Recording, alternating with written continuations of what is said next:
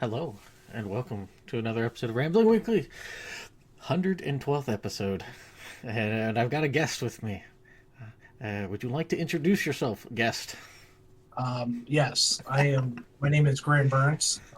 I have known Taylor since high school, Oh, good gravy. Yeah, a it's long time been ago. 25-ish years. Yeah, it's Uh, bewildering. That's what it is. I only feel 50. It's okay. So, I would say, I don't know. Still feel pretty spry. Eh, congratulations. I don't know. You gotta be a child at heart. Come on now. Okay, that's Yeah, what it is. All yeah. right. Yeah. You can never grow old. Well, excited. But yeah, how you been? Right? Um. Okay. Just living life. So dealing with the challenges that are thrown every day my way by Mm, the my surroundings. the joys of living.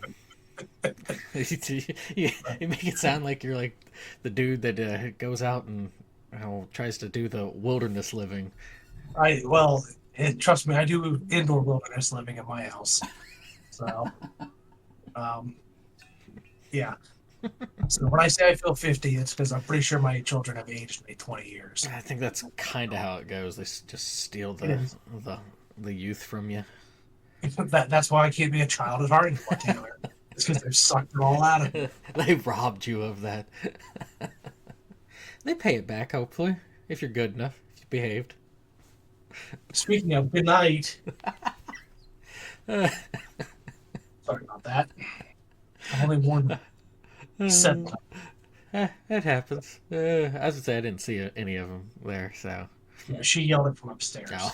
I didn't She was even. being careful and respectful. I didn't even hear it. Oh, gracious. But yeah, I was about to say, just I know we were chit chatting a little bit beforehand, but I didn't know if there was it was legit. Yeah, no, nothing. Just been working and Yeah, stuff. I mean, that's really been about it. Mm. So we're at the stage of life where it's, you know, kind of monotonous, but not. I mean, there's still plenty of challenge, but I mean, you're settled in, you're raising your kids, so You're in a kind of back. groove. Yeah, it's a good groove. So yeah, sometimes it can. I don't want to say it gets boring because it's never really boring, but it's just it can be monotonous. Mm. Expect a lot of it has to do with this time of year. So A since little bit of a lull. yeah, Just so it's habitual. it is. It's January and February are my least favorite months of the year by far. So I know we disagree on that. I mean, to be fair, I think a lot of people are like, yeah, I really don't like the Nothing to beginning. do. It's just like, eh. I mean, the season hasn't been outside of that stretch. It hasn't really been awful temperature wise, but it's been this weird up and down. Well, the biggest thing for me is like I wanted to say like I can only watch so much anime, but that's not true. It's like I can watch more. It's just wouldn't help in Eh, this point. the brain You know, rot set should I in. be outside taking a walk instead of watching 5 more episodes of anime or go to bed at 2 in the morning? So Oof, oof. see, I'm young and hurt, Taylor. There I'm you like a go. child, just in like the worst habits. So It's Friday night every night. every night. Oh So gracious! I was about to say the have I've mentioned this before on different episodes, but Graham here is one of the folks that participates in the online tabletop thing that we do there.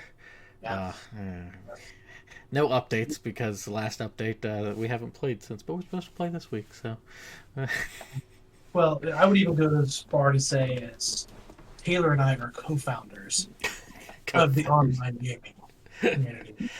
I would include Shane in that, but he He popped out of skedaddled. it. He's no longer part of the group. So Uh, uh, I mean, it happens. Uh, it does. so I mean, it's. Okay. I know you had mentioned it before about it, but like, it is. We've been doing it what a year and a half Yep. ish. I So, think we started last fall. Yeah. mm, so I So mean, to be consistent, not necessarily every week, but every other week for the most part. yeah. That's a I mean, pretty good thing so far. I don't feel like I wouldn't say lucked out is the word, but we kind of stumbled into a group that is actually pretty dedicated, and Mm, even if we're not bringing it up, we're kind of, you know, pulling it up all the time and are upset when we're not able to make it. hmm We have a pretty good group that's consistent and consistently enjoying it. Yeah, yeah, So, that helps a lot because if you're not enjoying it, it makes it really easy not to be consistent. but especially online, you Mm, just I'm not going to be available. right. It's like nope. So, Oh goodness. But as I say, the anything you've been like watching or playing recently, or uh, so I'm actually playing Far Cry 5 right now. is that the Um, last one that came out, or did they come out Now with six is the six? last. Five is Okay. the one that's set in America. It's in like Okay. Wyoming, Montana. Mm. It's actually been a lot of fun. I've been enjoying that. And then, like I said, I've just been watching anime. I watched some Mob Psycho 100, which Mm. recommend. Very, very good. Right now, I'm working my way through Jujutsu Kaisen. Mm. Very good. So, no, Okay. it's been good. I'm on the second season of that. So just trying to catch up. My cousin Brianna, she sends me recommendations all the time, and Mm. trying to catch up on her list. She sent me, I think I told you, it's like a 30 anime document with like my anime database links and like show descriptions. I was like, all right, I can deal with a couple shows. This is like a work spreadsheet. Oh, But good gracious! That's when you know you're uh, serious about the that's the that's hobby. that's all she says. That's all her husband watch. Oh, gracious! They don't I like American TV. I always find it funny that we really don't have the same tastes in a lot of like game stuff. It For feels like sure. we're like For sure. Well, and that's like it always surprises me. You're like, I almost want to use the word apathy towards anime because like, somebody who's lived in Japan, taught in Japan, I think growing up had an interest in Japanese culture, obviously, mm, to kind of prompt you to go out that way. mm-hmm. That I just there's a couple shows that I've noticed you kind of care about. The rest you're like whatever. Yeah, it's never. I'm not real big into it. I know I've explained it on the.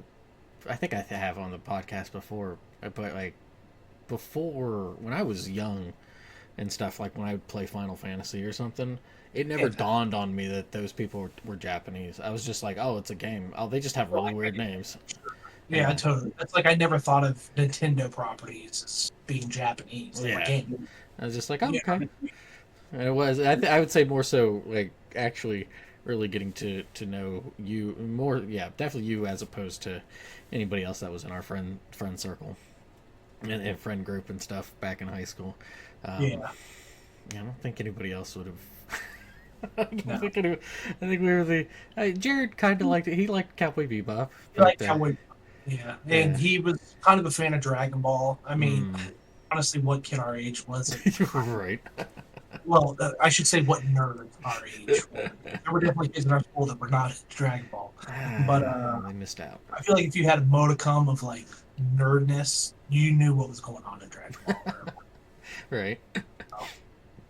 But Uh, no, and I even when we were younger, I wasn't like my thing was Cowboy Bebop and the shows I could catch on Adult Swim. That was really all we had at that time. mm, Um, and it wasn't until I got older, even now, like everything's on Crunchyroll or streaming. I can watch it pretty much anytime I want. mm-hmm.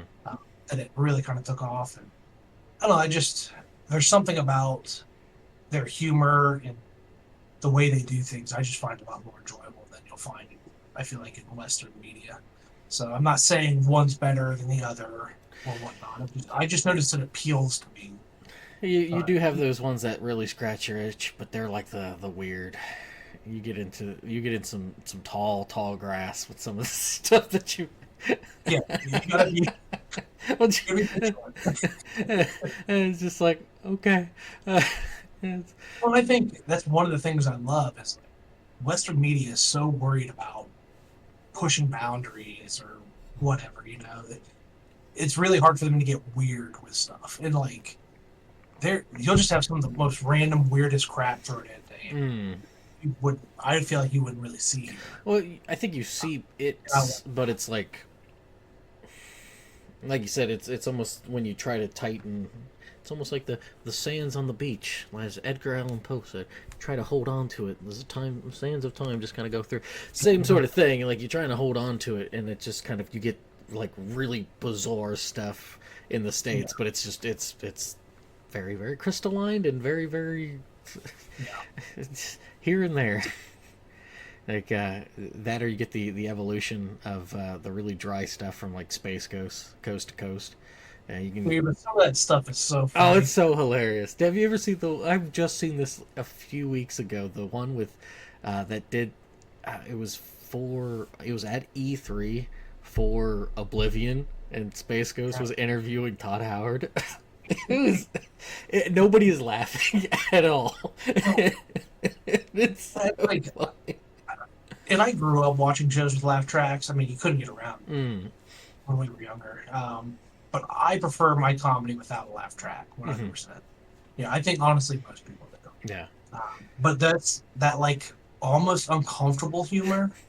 I find just to be so hilarious. So, and it's not even like laugh out loud funny. It's like you said, it scratches that itch where it's just like that was good. That was insane, and I loved it. So, Just twists the dagger even more. so like I've talked about before, I like weird, obscure, all kinds of different things. Like Ralph Bakshi, um, if any of the listeners know who he is, knows what I'm talking about. He does weird, wild animation from like the 70s. Oh yeah, you've mentioned him before. He Okay. did, Yeah. but like the big ones he did an animated version of like Lord of the Rings. Yeah. Um, so, but he also did like some of the first adult rated cartoons in the States in the 70s. Oh boy. That's. Like I think one of his set in the 70s in New York was called Coon. So you can only infer from that like Oh what boy. it is. It's pretty outrageous.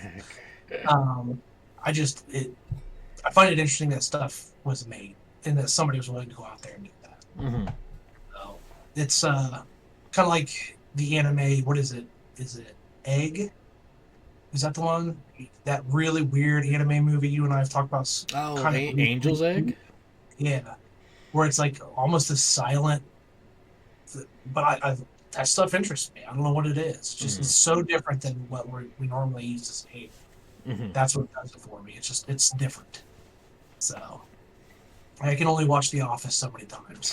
Which we're currently watching again, so apparently not enough. I haven't seen it that many Just times. alternate between the U.S. and U.K. version or something. No, I haven't watched the UK in forever. I think the Yeah. UK is better, but my my family likes the American version better, so we You just watch it gotta from save that one for yourself. Just dude, Peter Bates. He's one of the funniest guys out there. oh, gracious. He's really funny. The So you're gonna be mad at me. You know what I just like yesterday decided to reinstall and play a little bit of what's that? War Tales. Did you really? The one time had a good time, and then we're like, Yeah, we I, just well, I think part of it's also because we do the tabletop thing and then just general busyness. But I was like, oh yeah, this is we haven't really explored much of the game, but this is a lot of we fun. haven't really got past like the intro stage. Yeah, We need to no, get into it. That was a lot of fun. yeah, So, but time is premium. It feels like right, all, all the so, time. but But yeah, no, I was kind of like, I know some people listening will get on me because I'm supposed to be playing something else. And I've played about an hour of it, but Omicron, the Nomad Soul, uh-uh. you don't know it? David Mhm. Bowie. It's like a 1999 PC release or something like that. Wow. It Look, you is. were there when the Deep Lore was written. I wasn't. Well, I was there. I just wasn't paying. I was asleep during Deep I Lore. well no So, so with this one Discord group of people who've followed the channel for a long time. Um, we did a. It's kind of like a for a month. Challenge somebody else to play something from their backlog, or at least something that they choose that they want to try to play in their backlog. And that's one of the games I listed, and they picked it for me. So uh, it's it is premium PS2 era jank. We have such different. It's Every time you recommend me something, I'm like, grain of salt. Great Assault, yeah, like David Cage, Heavy That Rain, name, really. Okay. Jason, yeah, yeah. It's his, it's like his first game. No shit, right? Yeah. And so it's you're basically you, but you kind of possess another person in a alternate or not like a like an alternate dimension or something, a parallel world, and you're trying to solve something. That's Interesting. and so as far as I'm aware, like you start off as a detective, like you take over this detective's body and stuff, but um you know you're trying to figure out, you have amnesia because you know you're just now here and you're like, I don't know what I'm doing, but there's going around, there's like shooting segments, and then there's like virtual fighter sections, and you can die, and if you die you don't game over, you just kind of go to a different body to continue. Oh, that's oh, there's a independent game right now that's based on martial arts. I'm trying to think what, but that's kind of the structure of that game is every time you die, you advance like 10 years in Oh, it's age. Sifu. Sifu, yeah. So Yeah, play a little bit of that. That's a pretty neat little game. I've heard that's So pretty tough. it is. Yeah, I'm not good at it. Oh. It's not shooting like religious zealots. I'm not good at it. uh, So because that's literally all Far Cry 5 is right now. Is shooting religious zealots. And yeah. apparently I'm pretty good. There you go. There you go. Let's say I got that, and then what else have been? I think that's really been about it. I haven't. I've started a new book. I finally like that big old tower of books. I'm finally going through some of them that I haven't had a chance to. So I'm going through. I'm going to start up this one, on the Shallows. So Yeah. what the internet's doing to our brains, but yeah, I that's started the other night Essex Dogs. It's a like a historical fiction about a mercenary band during the war of during the Hundred Years War. okay. Just landed in France. Yeah, it's kind of. Have you ever heard of? I think it's called The Black Company by Glenn Cook. Can't say that I It's, have. it's like dark, grim kind of fantasy. Well, it's not fantasy. It's like dark, grim historical reality or historical fiction. I'll get there eventually. Um, so it's just historical fiction with more blood and Oh, what was the like so. Pillars of the Earth kind of? Not So in the those are the tone, earth. but in that vibe of historical fiction, but really Yeah, grounded. Okay. it's very much grounded. Like there's no fantasy at all, and it's pretty good so far. Yeah, it's about a mercenary group they call the Essex Dogs, and they just landed. Like I said, they just landed in France for the invasion, and they were hired by the king to come and fight. So I'm like a chapter in, so it's pretty good so far. It's my kind of. I like those historical fiction set around medieval times kind of deal. Mm. Is it So when you say just a chapter, and is it like 3 pages chapter, or like it's it's like 10, it's 15 pages? theoretical critical chapter. So Yeah, I was okay. up I think till 2 the other night reading it on my phone or whatever because my Kindle You're gets a charged. phone reader. Not by choice. It's with my Kindle.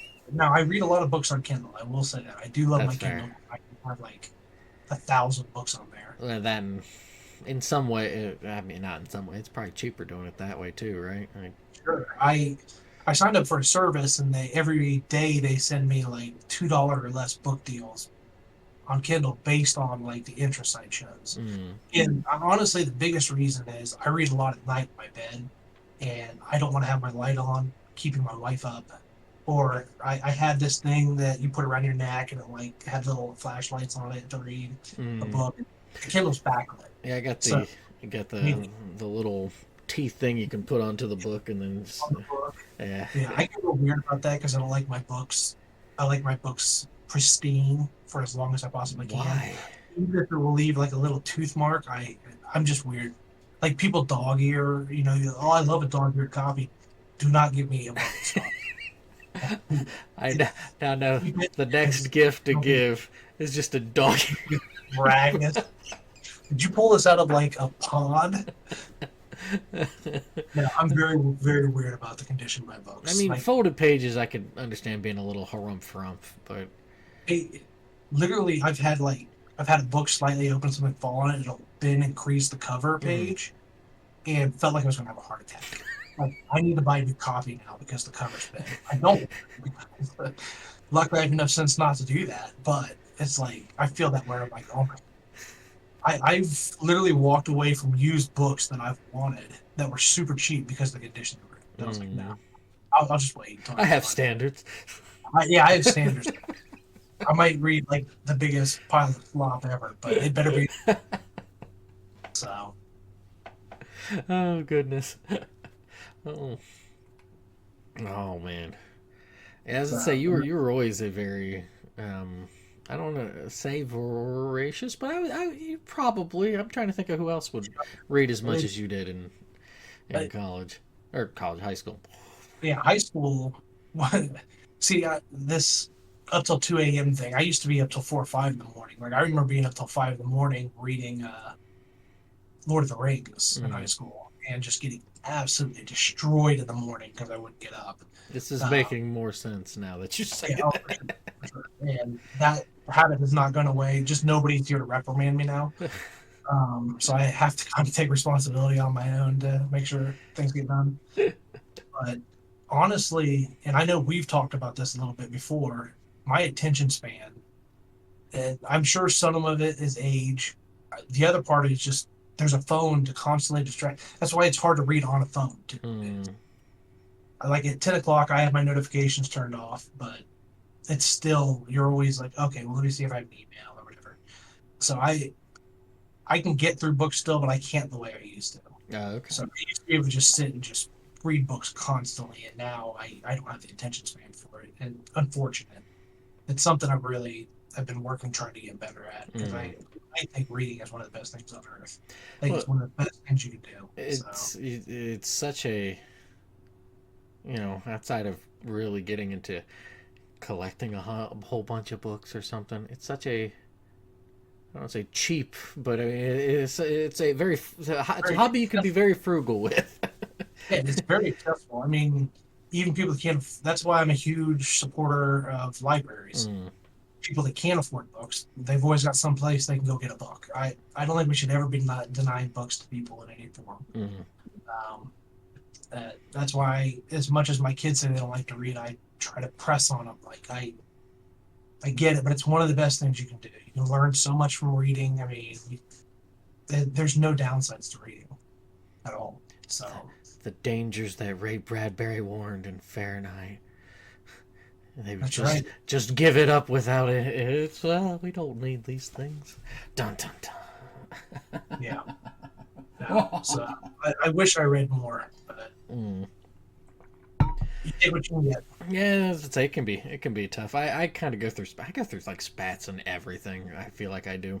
Is I'll be like, and this is even with eating food. I'll be like, oh, I can just eat the same thing for about 6, 7, 8 weeks, and then I'll be like, okay, time to just eat the new meal kind of thing. And I'll do that too. I'll be like, okay, I'll read for a chunk, and then all of a sudden it's like, well, okay, I've read for a bit. Now I'm going to do this other thing, and like that's my problem. Is I'll And a big problem for me is my interests. So it's kind of cyclical. It's interesting. I have a lot of interest in a lot of things. mm, History, war, like I love like tall sailing ships and sailing, just all kinds of stuff. but I kind of go through those interests rapidly throughout the year. So there'll be a month where I'm really reading about sailing ships, and then the next month I'll get into historical military warfare. Mm-hmm. And it's taking me so long to read books. I'll be partway through a book, and then my interest will start to shift, and then I'll leave that book alone. Uh, So but the thing is, I always tend to come back to the same interest. Like I'm not really adding new interests into it. It's all this constant cycle of interests I like. hmm. It's just like, well, I'm interested in something for a little while, then I'll hop. I'll eventually come back to that one. But I kind of roll through a bunch of other ones. So that's Seasonal, probably my short. seasonal interests. It is. That's very good point. It's I'm very summertime. I like boats.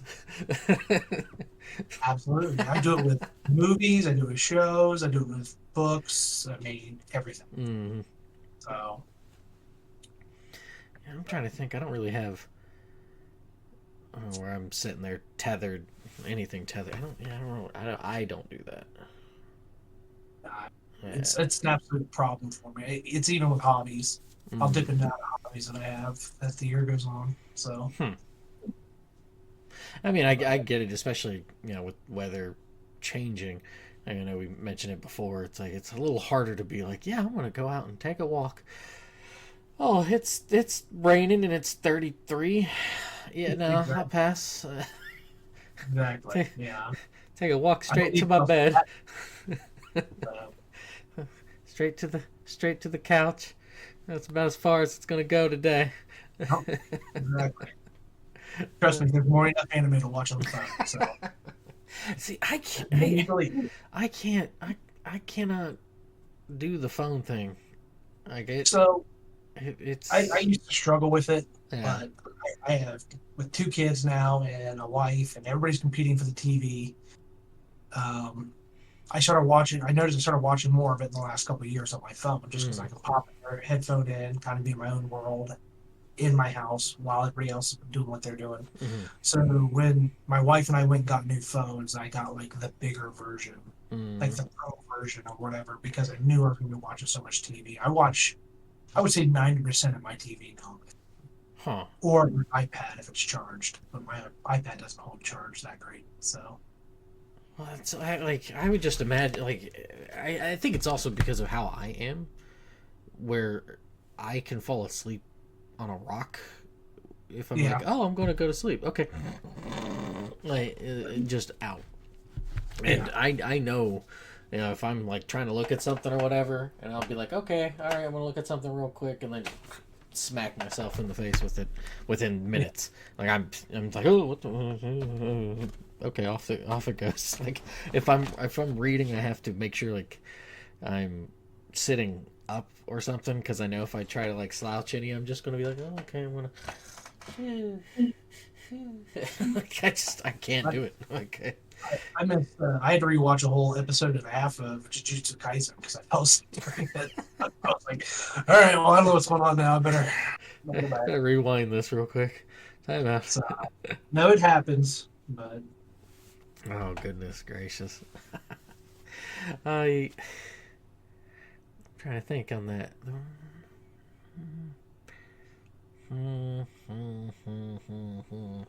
taking off my heart I there. know, right? It's smooth, so I've got to try to like get it to the spin a little bit, but the hamster's dead. But that's I heard they were where we're mentioned at with eighth things. grade, so that's all I heard. Got no ripples. No, it's just smooth. That's why everything just kind of glides right off of it. Uh, but oh man, I don't know. It's especially because you got you know it's annoying to try to be like, yes, I'm going to make a schedule to be like, I'm going to do this, because that's what I feel like I have to do. If I try to, like, I've gotten into this habit with for writing for part two, where it's like I have to, if I get back home, I've got to write immediately, because if I don't, and I try to do something else to be like, oh, I'm going to just decompress for like 5-10 minutes. Yeah, It doesn't I work get for that. me. and so it's just, and then by the time I want to decompress, it's like, okay, we just kind of pull the, yeah, you just stab the balloon, it just pops, and I'm like, okay. That's I don't really I get to. tried. There was a little while because I was doing it at work. I do it at work a little. I wish I need to do it more, but I was trying to do it after work and like personal life. Where, they call it like block scheduling, Mm-hmm. where like this is the hour I read, this is the hour I watch TV, this is the hour I decompress, not do anything or whatever. Mm-hmm. It just I don't have I don't have the discipline to enforce it in the sense of Mm, like something will come up and I'm not willing to be like, no, this is the time for this. yeah. I'm too easily swayed into something else. So 5 o'clock comes around. It's like, who's the boss of this?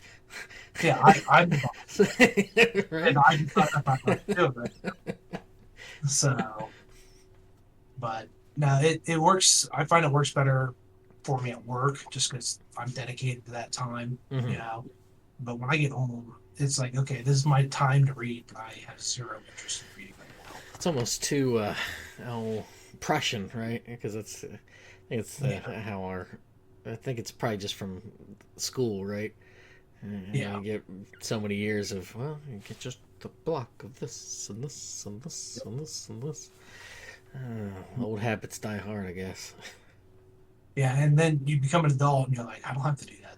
No, I don't want to do no. that. The childish brain is like, I don't have to do this, but kind of in the back, it's like, yeah, but it's beneficial.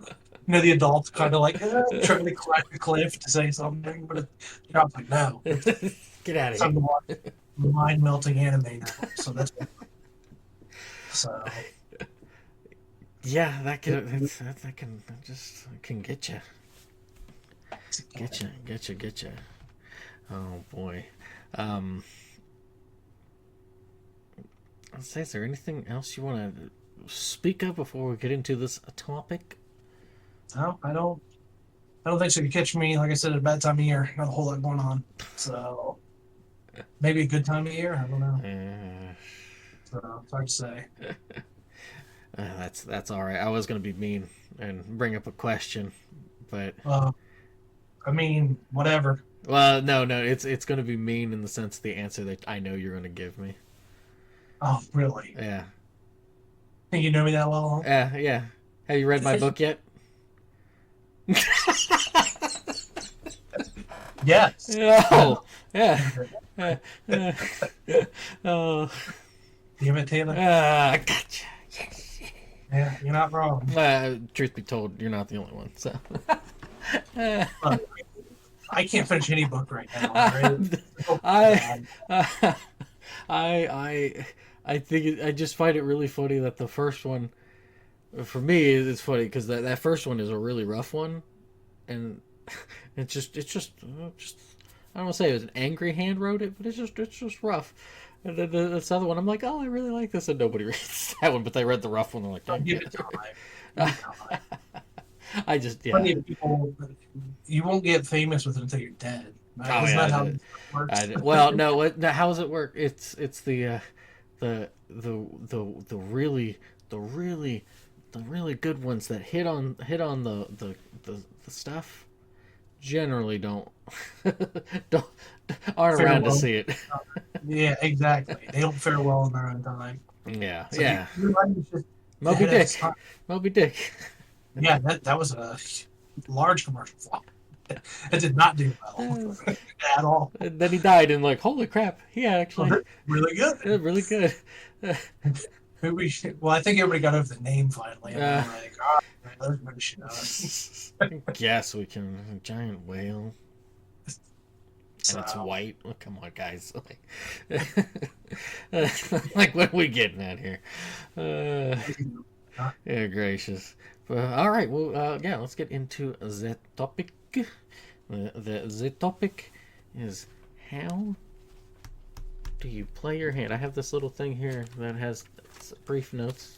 Uh, notes. yeah, no. Well, it's honestly it's my to-do list for today, and then a couple things that I wrote down when I was talking to you before we started. I'm just a tag on on your to-do list. You are. Record Rambling Weekly 112th with Graham, smiley face. Right, right, I, right. I'm Right, right. impressed that like, Look, there we go. Look at that. but there's a question mark. Maybe. With Graham. Well, I didn't know. I had texted you. Like I texted you later in the I day. I wrote this in the morning before I I went know. to work. So I was like, I know you had said you're good for it, and we kind of had to switch some stuff around. But I was like, Yeah. maybe. Uh, No, tonight was a good night for it, so it so worked out. yeah, goodness. All right. Anyways, yeah, topic. uh, uh, uh, Take it away, Graham. yeah. How do you play your hand? So Um, the well, and that is in life because we both have been given some very peculiar cards. yeah, That's why I thought it would be um, I thought it'd be good to have somebody like you because I think that's in a way there is some similarity slash kindred spirit, but it's also the repercussions have been very different. Um, for sure. But no, yeah, I the kindred spirit, I think, would definitely agree. Just a little background on myself. I was born with a heart condition that required me to have surgery when I was 5 months old. It kind of limited me physically for most of my childhood, and then it was a condition that the older you got, the worse it got. And eventually, at the age of, I was what, 34, 35, I think, I had to have a heart transplant. So I am now a transplant recipient. I've also had suicide, a couple suicides to some very close family members of mine growing up. And then, kind of like, if anybody knows your history, just family issues growing up, some family struggles, particularly with my mother. Um, it's the kind of made, I don't know the Taylor lore is a little obfuscated when it gets personal, too uh, personal. Well, but no, it's not. mine is my mother. Yeah, it's less that and more of I just never think to talk about. Uh, I can understand that. So It. no point in rehashing it all the time. Um, so like, yeah, I would say peculiar is a good. I wouldn't say I've had hands dealt through life. I mean, Mm, because you kind of have to look around the world and realize like I'm doing okay. You know what I mean? It's yeah, there were some stumbling blocks and some roadblocks in life, but who doesn't have? mm, I think that's why it's good to talk about this because everybody's going to be dealing with these. It doesn't have to be as extreme as one side or the other. Everybody has issues. right. Well, I think yeah, on a very certainly there are the gradients where some people have some really good hands, and you're like, For sure. man, For sure. Yeah. I'm gonna Well, take a couple of I've those even, cards. I even had, I've been dealt very good hands in the form of my wife, Mm-hmm. who, has been a rock for me. Um, I've had issues, obviously, with my mother, but the rest of my family has always been there for me. A very, very supportive family um, that helped me kind of become who I am today and get through that. So it's definitely not all bad cards, or it's a mix. Everybody's going to have that. Mm-hmm. And I think one thing people that have been through more when they're younger, one thing it does is this mindset of it sounds uninspirational, but it's like, how do you deal with it in a sense? You just kind of buck up and deal with it because what else are you going to do? Mm-hmm. Sense of I've had people tell me like how incredible it is for the transplant, and like I've never had anybody call me like a hero, but they're like, you're so brave or whatever. And it's like, well, what was the other option? I don't Mm-hmm. see myself as brave. I see myself as somebody that had to do something and I did it. That's you can't get paralyzed in your life. You have to keep moving forward. Mm-hmm. Um, so Well, I don't think I did anything extraordinary. The doctors who did it did something. right. Right? I just You know, kind I of laid laid on there. the Just table. kind of. Yeah, I laid on the table. I was just kind of there, participating. And you know, I have someone close to me who's been dealing with cancer in the last year or so, and they've Mhm. been asking me like, um, you know, how did you do it? What should I do here? You know, what do you think I should do to handle this? And I'm like, the only thing you can do is handle it. You know, to the best of your abilities. Rely on your doctors. Rely on the people around you to pick you up when you're down. Mhm. But there's no other option. Right? The option is to continue to move forward as best as you can. So, and I think that kind of goes through all aspects of life. You know, Mhm. so Now the yeah, because I figured that this would be the it would be a very how to put it not it's very sobering. It'd be very sobering. Oh, there's something that I've got to that is coming. That'll be coming a lot sooner for me than for others. And then you know you sometimes you can like look at your family. Like if I take my grandfather, I know my dad's probably felt this way. I know he's expressed it as like when I was older, but he may have you know felt this way when he was younger. Just some of the problems with like my grandfather's Alzheimer's, and he got it mhm. like super young. You know, he was in his mid 50s or so. Oh, yeah, that's true. Yeah, that's a little young. Yeah. And then you always wonder about does it skip a generation? Does the Oh, for sure. brains eaten my the brains being eaten by the worms that are in there now because I didn't cook that pork well enough 3 weeks 8 months ago or something. But um, I imagine that colors your childhood a little bit differently having that kind of yeah you have certain issues like my parents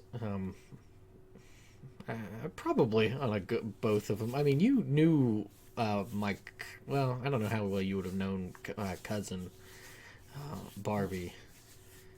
Nah, I think I think people I knew. forget that they're like that she was my cousin.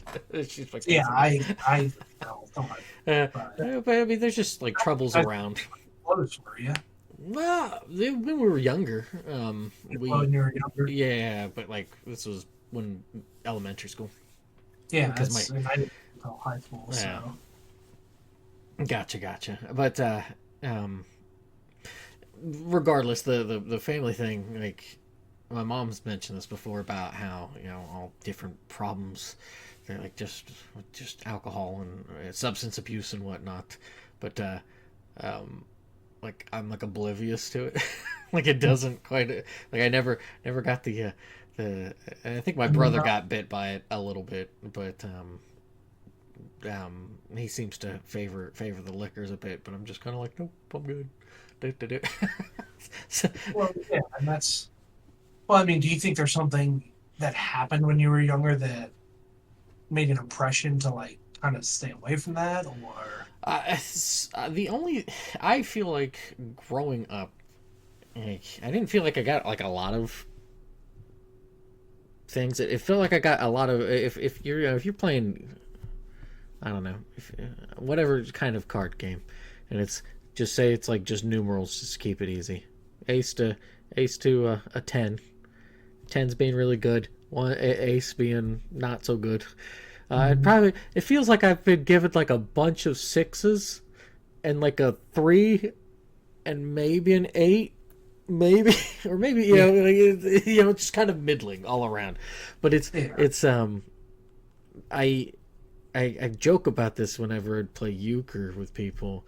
Um, is like whenever I play euchre with people, I would get garbage hands, and I would forewarn partners and be like, "I can promise you a trick, not a yeah. magic trick, not not anything else. I can give you one good win out of it because I guarantee I will get nines, tens, and a queen, and they will be all offsuit." Uh, Oh, and Trust that's me, there's a reason I don't believe her life. but that's kind of how it feels for life. Is like I've got to be like my it's more of like how I've navigated through things is by being very observant about how everybody else has been. Yeah, Um, and when I was real young, my mom, this is after parents got divorced, my mom would take me to like AA meetings and stuff. So I'd be like 5, 6, 7, 8. So couple that with having, thing on my head that ostracized me from kids that just yeah. made fun of me. Like those are the people. Like I got to know the AA folk, and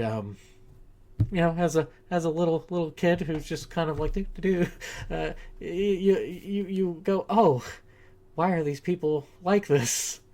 Oh, Yeah, for because of sure. that? Well, I think that's probably not like I know it's super basic. But it's an impression.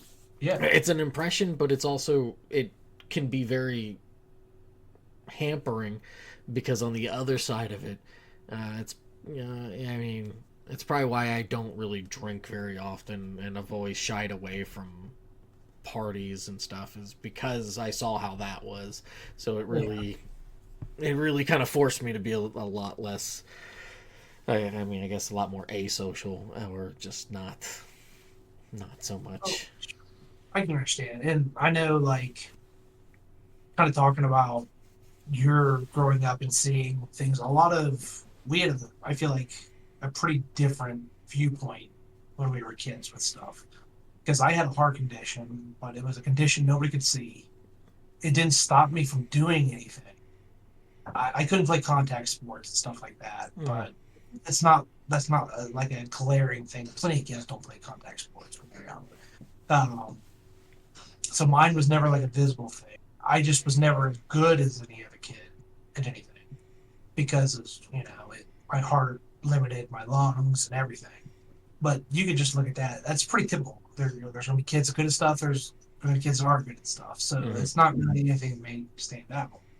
So none of that really affected me, but as a kid, it didn't really start affecting me until I got into my 20s when I was starting to mm, learn, like, okay, this is something that's not reversible. It's getting worse.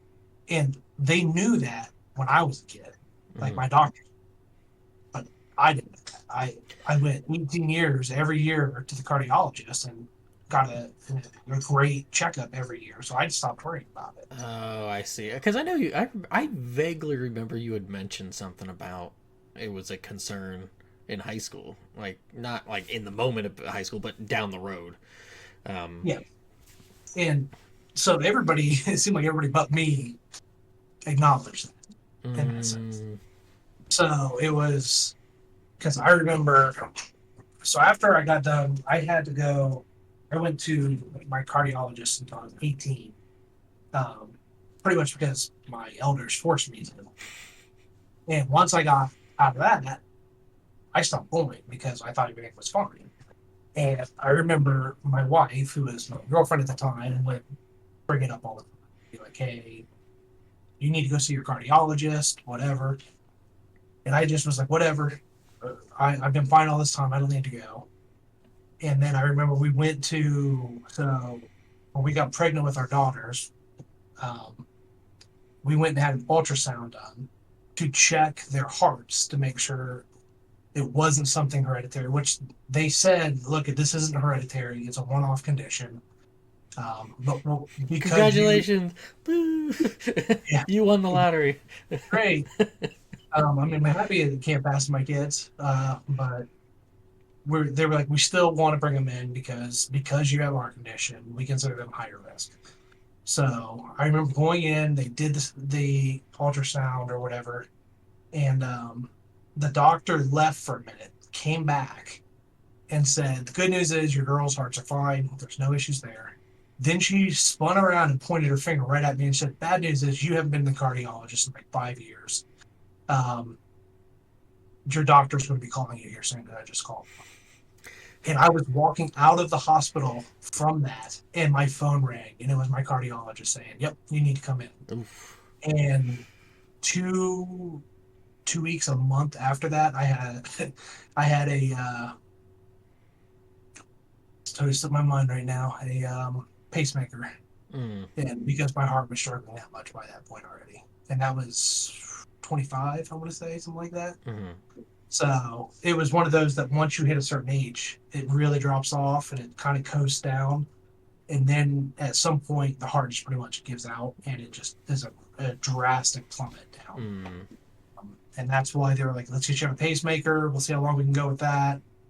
Um, and you were talking about earlier, like dealing with cards that are come up a lot sooner than you're expecting them to. Mm. Like you're talking about with Alzheimer's and stuff. When I went down to, I got referred down to Vanderbilt for a transplant. And when I went down, I thought I was going to go down. And they're going to be like, all right, we'll talk about this again in 5 years. You know what I mean? You can work still. You're fine. I was having a hard time mowing the lawn, but they were like, other than that, I was pretty normal. I was expecting them to essentially say, hey, we'll talk about this in 5 years. I went down, did the study, and they said, we're going to list you in the next month. And so it went from like, okay, I've got plenty of time to, holy crap, like this is going to happen soon. Mm. And then the transplant happened like 4 months later. So it was a very quick card that had to be dealt with in a Mm. very short amount of time. Um, and really, the only way you can do that is lean on the people in your life and when you need them, and do the hard stuff when it's time to do the hard stuff. You know, It's even kind of. it's going to suck at some point, but it's for the better good. Mm. So The You have the support system there, and I would imagine being younger and stuff, that it wasn't very different. Because it wasn't as bad as as that. I mean, at least being, oh, that's what I wanted. I don't want to say coddled per se, because it doesn't sound like you were ever like really coddled from well, things. Or were you? Were the parents a I lot don't more protective mind. about that? I guess it depends on who you ask. Oh. Uh-oh. If Oh you no. ask me, it's like no, I was allowed to live a pretty normal life. I feel like, but Mm. if you ask my wife, she's gonna be like, "Yeah, you call." Now that might be a wife's point of view. I don't know, but I remember they were very careful growing up on like what I was allowed to do. I remember I used to go and help my uncle and grandpa bale hay, Mm-hmm. uh, and my grandpa could be a pretty hard man, and when he was younger, he was a very hard man, and there were more than a couple times where he saw me start to get kind of run down and ragged, and he grew up in the kind of environment that you stayed on the wagon until it was done, Mm. and if you died on the wagon, you died on the wagon. You know what I mean? That's how his dad was. Mm-hmm. There were a couple times where I was bailing and starting to get run down. He could see it, and he would yank me right off that wagon right now and be like, "Nope, you're done. We're not going to risk it anymore." So there were definitely, I would say, there were bumpers in place, but I was still allowed to live pretty well. Mm. So I always It's very. I think we're on the opposite ends of that. I've the I think I've probably mentioned it before about them. They were. It feels like they were hippie parents without being like hippies. It's they missed the train on that, but um, they're very kind of. I if so how, lovely affair about things. how much do you know about like myths? I know a little. You know a little bit, but if I mention Enkidu, No, Gilgamesh. I know what Gilgamesh is, Okay. So Enkidu but is like Gilgamesh's like wild man bro friend. Yeah, okay. he's the wild man. I am the wild man. Like I Okay. I was just kind of let loose to But I'm explore and just fine. Yeah. and both my parents had agreed to not let it be like considered some sort of hindrance, because they were told that I wouldn't learn how to speak. That was what the doctors told them. Was, What do you know why? I'm What the not reason certain. was? I don't know if they thought it was going to happen to both, or I couldn't tell you. Like that's what I was told, was that they that, or maybe it was less that maybe it'd be an issue with just like a really strong speech impediment, or Yeah, I'm, that's what I was wondering if it had something to do with what you were born with, or if, as you were growing up, a speech no, it was impediment. what I was born with. It was because of the ear. Um, but I like they were pretty adamant to be like, no, nothing, don't don't coddle the boy.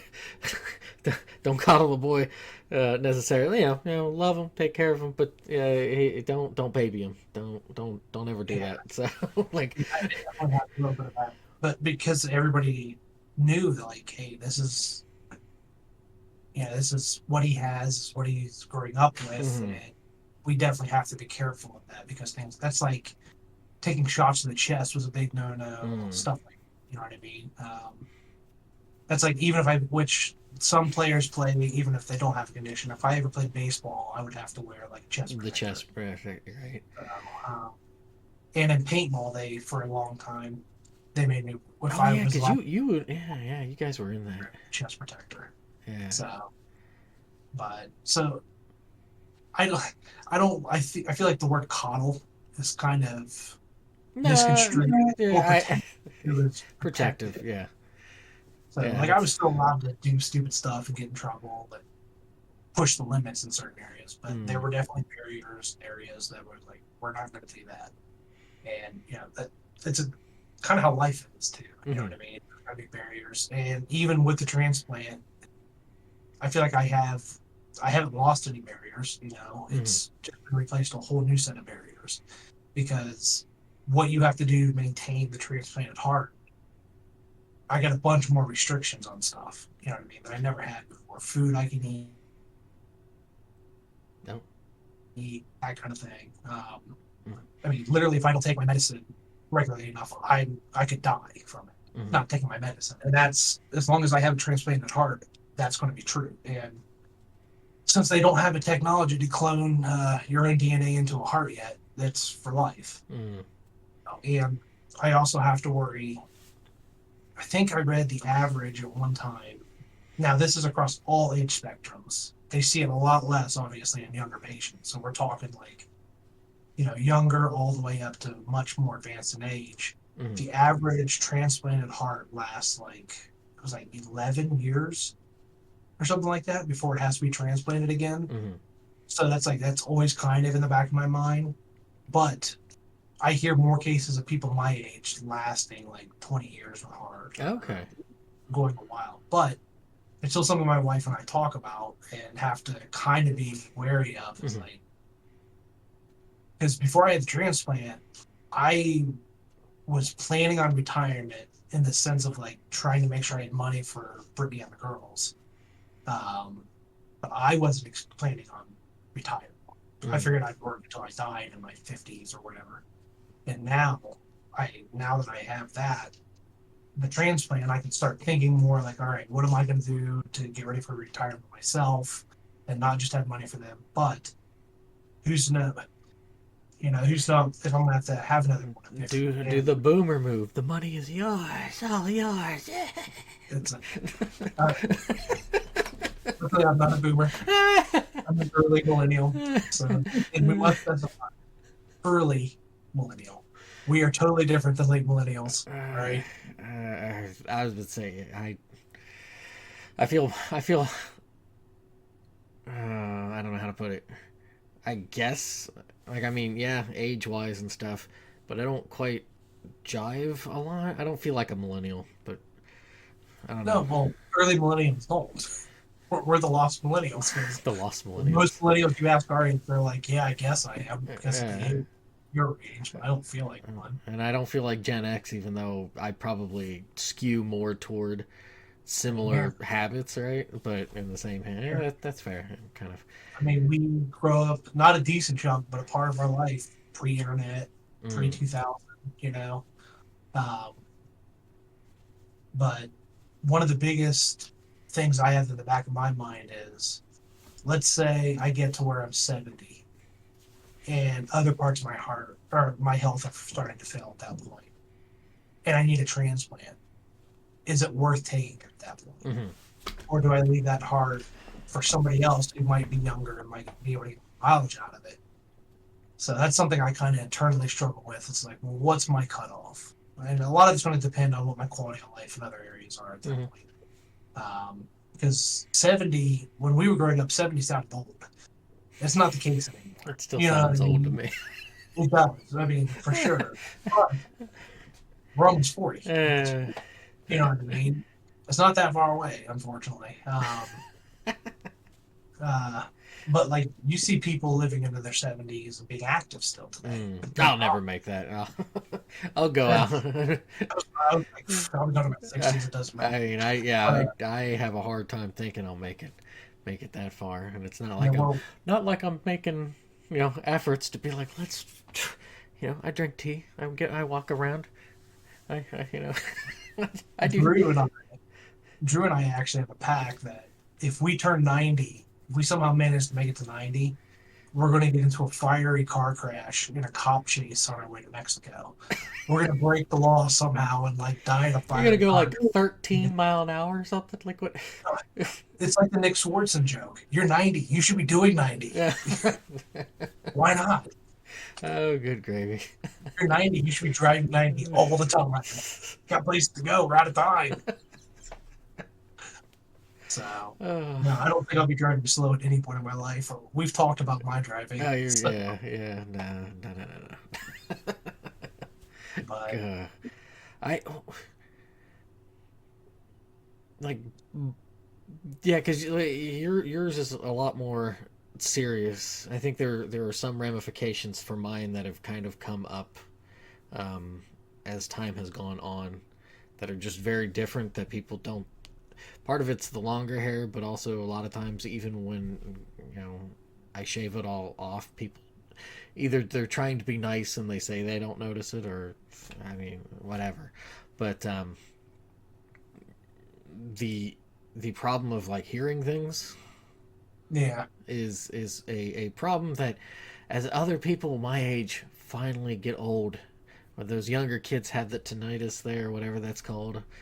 Uh, I I cackle like some sort of gremlin. Like you can finally understand a little bit, not fully, but a little bit, a little bit. a Well, little that's bit. like, Like I don't have the tinnitus thing. Like I'm pretty good about that. But it's more of like just the difficulty of hearing things. I get that playing sports now that I'm getting older because the guys I play with are older. Mm-hmm. Um, and I'll see guys trying to do something and they'll just come off the field like looking like pale and they're about to pass out on the side. And it's like, welcome to the ground level, buddy. You're a long time. Well, it's you have that, and like I think I've mentioned this to you before, but I remember being out either whenever doing stuff in the yard or throwing the football with my dad, or something, and then a car will go past. Being out in rural land, it isn't that frequent. Yeah, No, it can be kind of frequent every now and again, but he would be like, "Oh yeah, it's coming from that way," and I'm like, "How can you tell this? Like, I cannot tell where a sound comes from. Like, I can hear it, and I'll be like, okay, yeah, you don't have that like, spatial, you don't get that spatial awareness with it. Yeah, not with sound whatsoever. So it's just kind of like I have the Thief series, right? yeah, Like, I want to play those. I have the games. I want to play them with headphones and completely make it way too difficult for myself because it wouldn't help having it on the thing because I heard that the sound um, programming for it is phenomenal and it's based off of like where it actually is in the location of things. yeah, Yeah, like VoIP when in playing in game for VoIP, like I've listened to videos of people playing stuff that uses voice proximity, yeah. and like I don't hear it at all. And they'll like something will be said over here. Somebody will say something. I was like, who the fuck's that? I'm like, what? like I don't I can't I it's just it's I not. guess I never appreciated or thought of that because like I have a headset that I use, and the first time I got it, the first game I booted up Mm-hmm, that really kind of like showcased that feature mm-hmm. was I was playing Red Dead Redemption 2.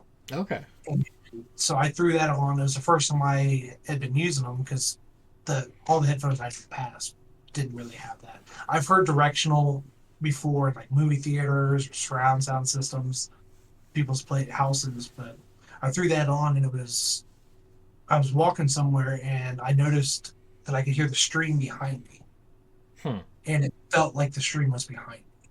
And I was like, "Oh, that's pretty cool," you know what I mean? And it never really thought occurred to me that because of the one side, you can't really experience that, which Well, is pretty wild I mean, I can kind of on the one on the side. one But side, sort of, but then if especially if it's more directional, yeah, I because it channels it. yeah, I miss half of it, but you know, out and about in La La Land, out in the real world, um, I can at least hear it. It's just kind of like where in blue places is this coming from? Like I cross the street. You know, I have to do this kind of crazy like back and forth sort of thing because it's like I can't just go, because I can't hear it over on one side. yeah. I was going crazy for a little while because um, I was like, why can't I hear these sirens for stuff? And it's less because of the sirens, and it's more because, or less because of my hearing, and it's more because the sirens aren't very good for some of them. And it's like, Well, I've been plenty of times where you're driving along and something it's right there, and you're like, yeah, "Oh," it's like, right? where'd you? Um, Yeah, so, it's not like I'm jamming, cranked up to like whatever max, and just kind of it's no, it's just not, not and you very don't hear it right on you. right.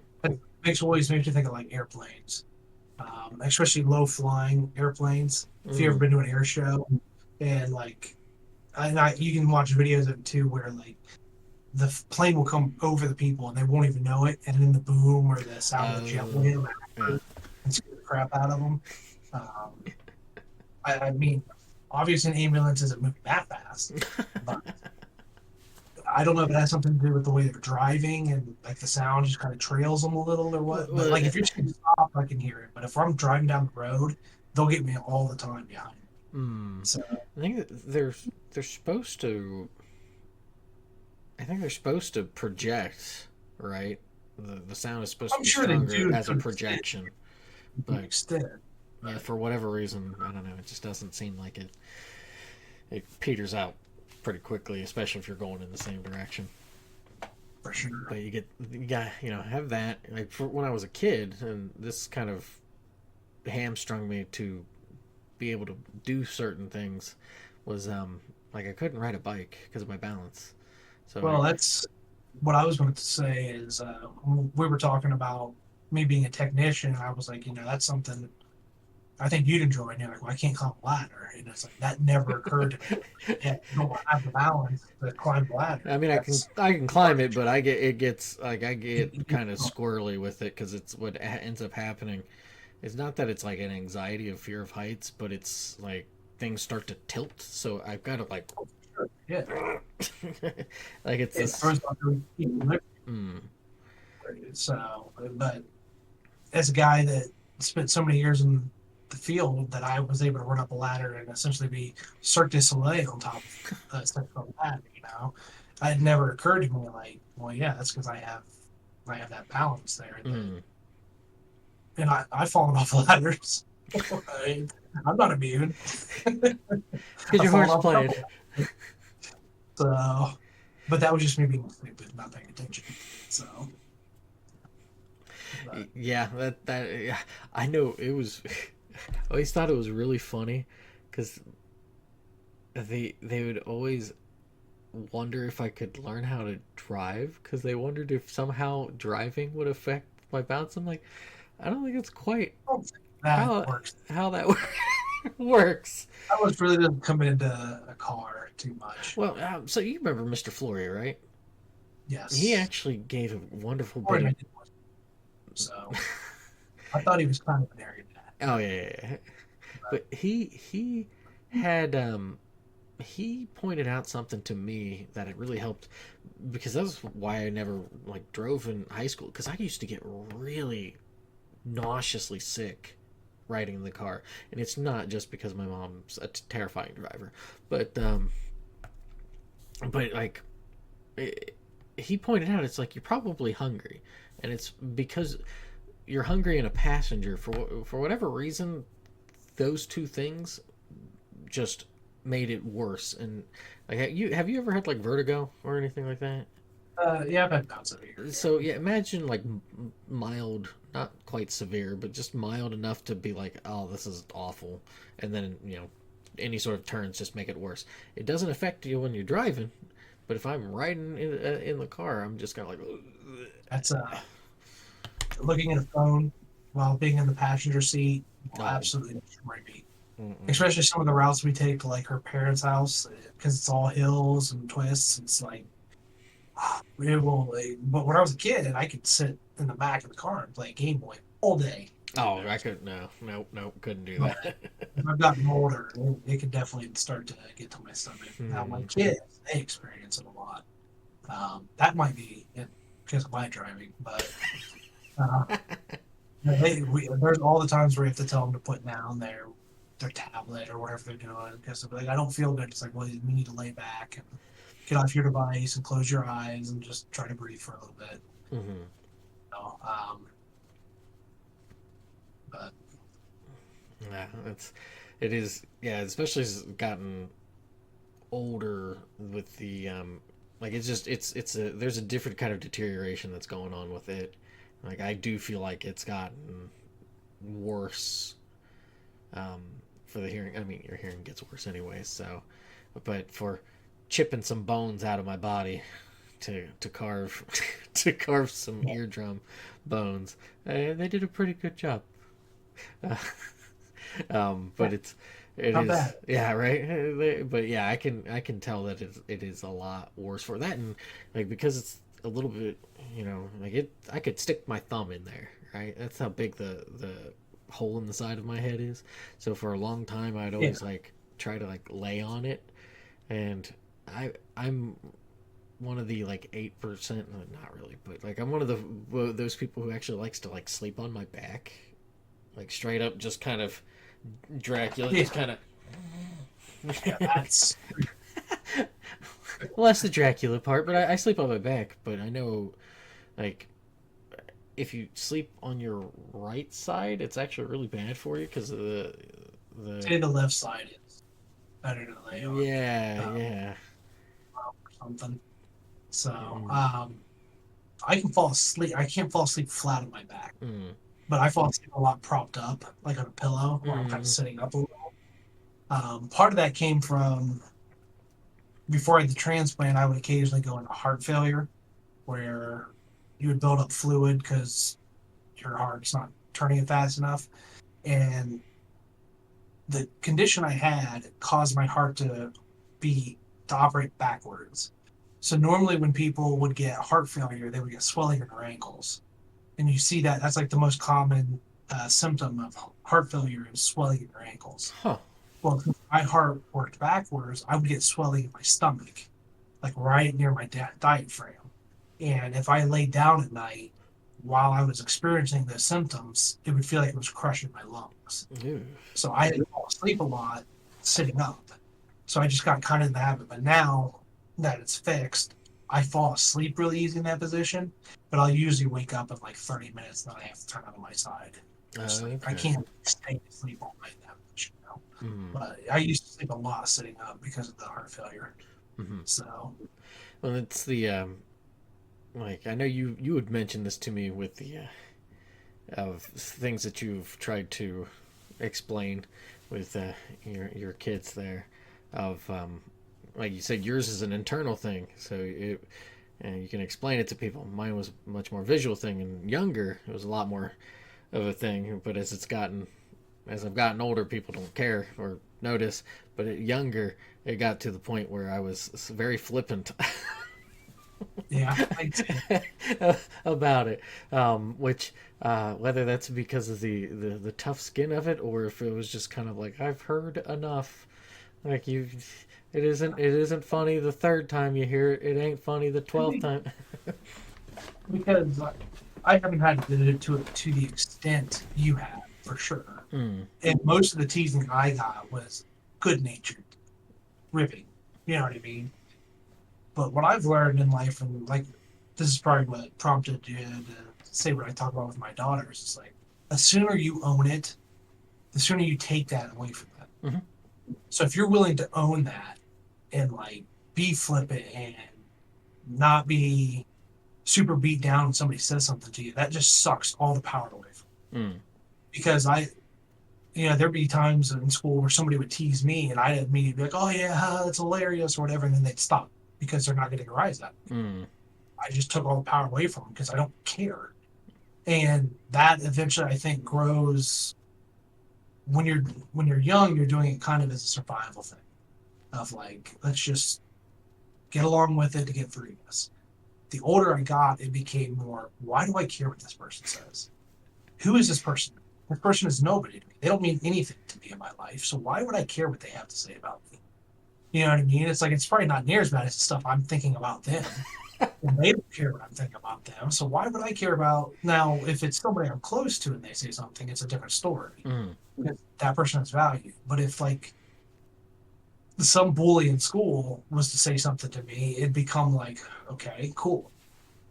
What do I care what you think? My Mm. friends like me, they know me. I don't need more friends. You know what I mean? I have the friends I need. And I think that was another big thing for me too, is not I feel like a lot of kids nowadays, maybe I'm wrong on this, because my daughter struggles with this. She's always wanting everyone to be her friend. Mm. You know what I mean? And that really bugs her that there are people out there that don't like her. And I try to tell her all the time, sometimes there's just going to be people that don't like you. There's not going to be rhyme or reason. It's just a fact of life. And as you get older, you realize I don't need those people to be my friend. Mm. I need the friends I have. That's all.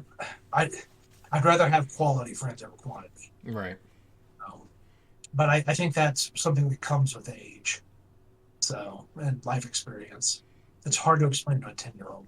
So, Unless they have, because I would say that was certainly my mentality of like, what is your opinion don't mean. Part of that also, I think, from moving, because yeah, you didn't really move, no. right? Yeah, I so I moved a bunch. almost had to go live with my dad for a while, but I Mm. ended up being able to stay with my grandma and I was able to stay in school. So, no, I never really. I Yeah. went to the same school I was in that area from freaking preschool to high school. Whew. So, Whew. Yeah, yeah. See, I didn't have that, so I bounced around. So by the time I got to you know there, right there at the tail end of eighth grade into the high school, uh, I was in that wild child yeah.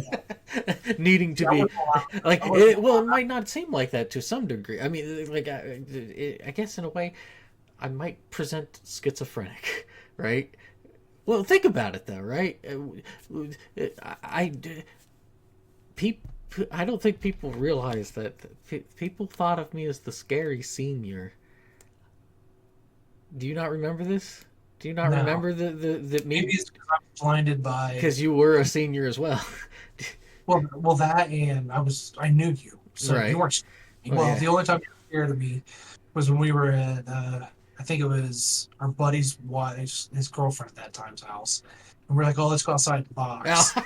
You hit me one time with the boxing glove, and I was like, all right, that's enough of that. we're good. We're good. I'll leave my own, We got we, but wait, well, because I threw the chair. Remember, I threw the chair in the cafeteria. Were you there for that? no, I don't think I was there. But if I had, but I don't, like, yeah, that's Taylor. Uh, well, but yeah, that's the I am like the reserved wild man, right? Like I can be very toned down. I can be very oh I know stuff. I I taught geometry class. Remember this? Like, do you remember me teaching geometry class? Yeah, But it was just like the craziness that would be like just not unhinged but I, unreserved. I will say this. I do remember, like, I was never afraid of you, but I also knew, like, there was a limit. And it was like one of those, like, okay, like our buddy Jared, I could push Jared pretty far and not worry about him because Jared's a very laid back, you know. Mm. The worst he's going to do is get upset and maybe yell at you or be pissed off.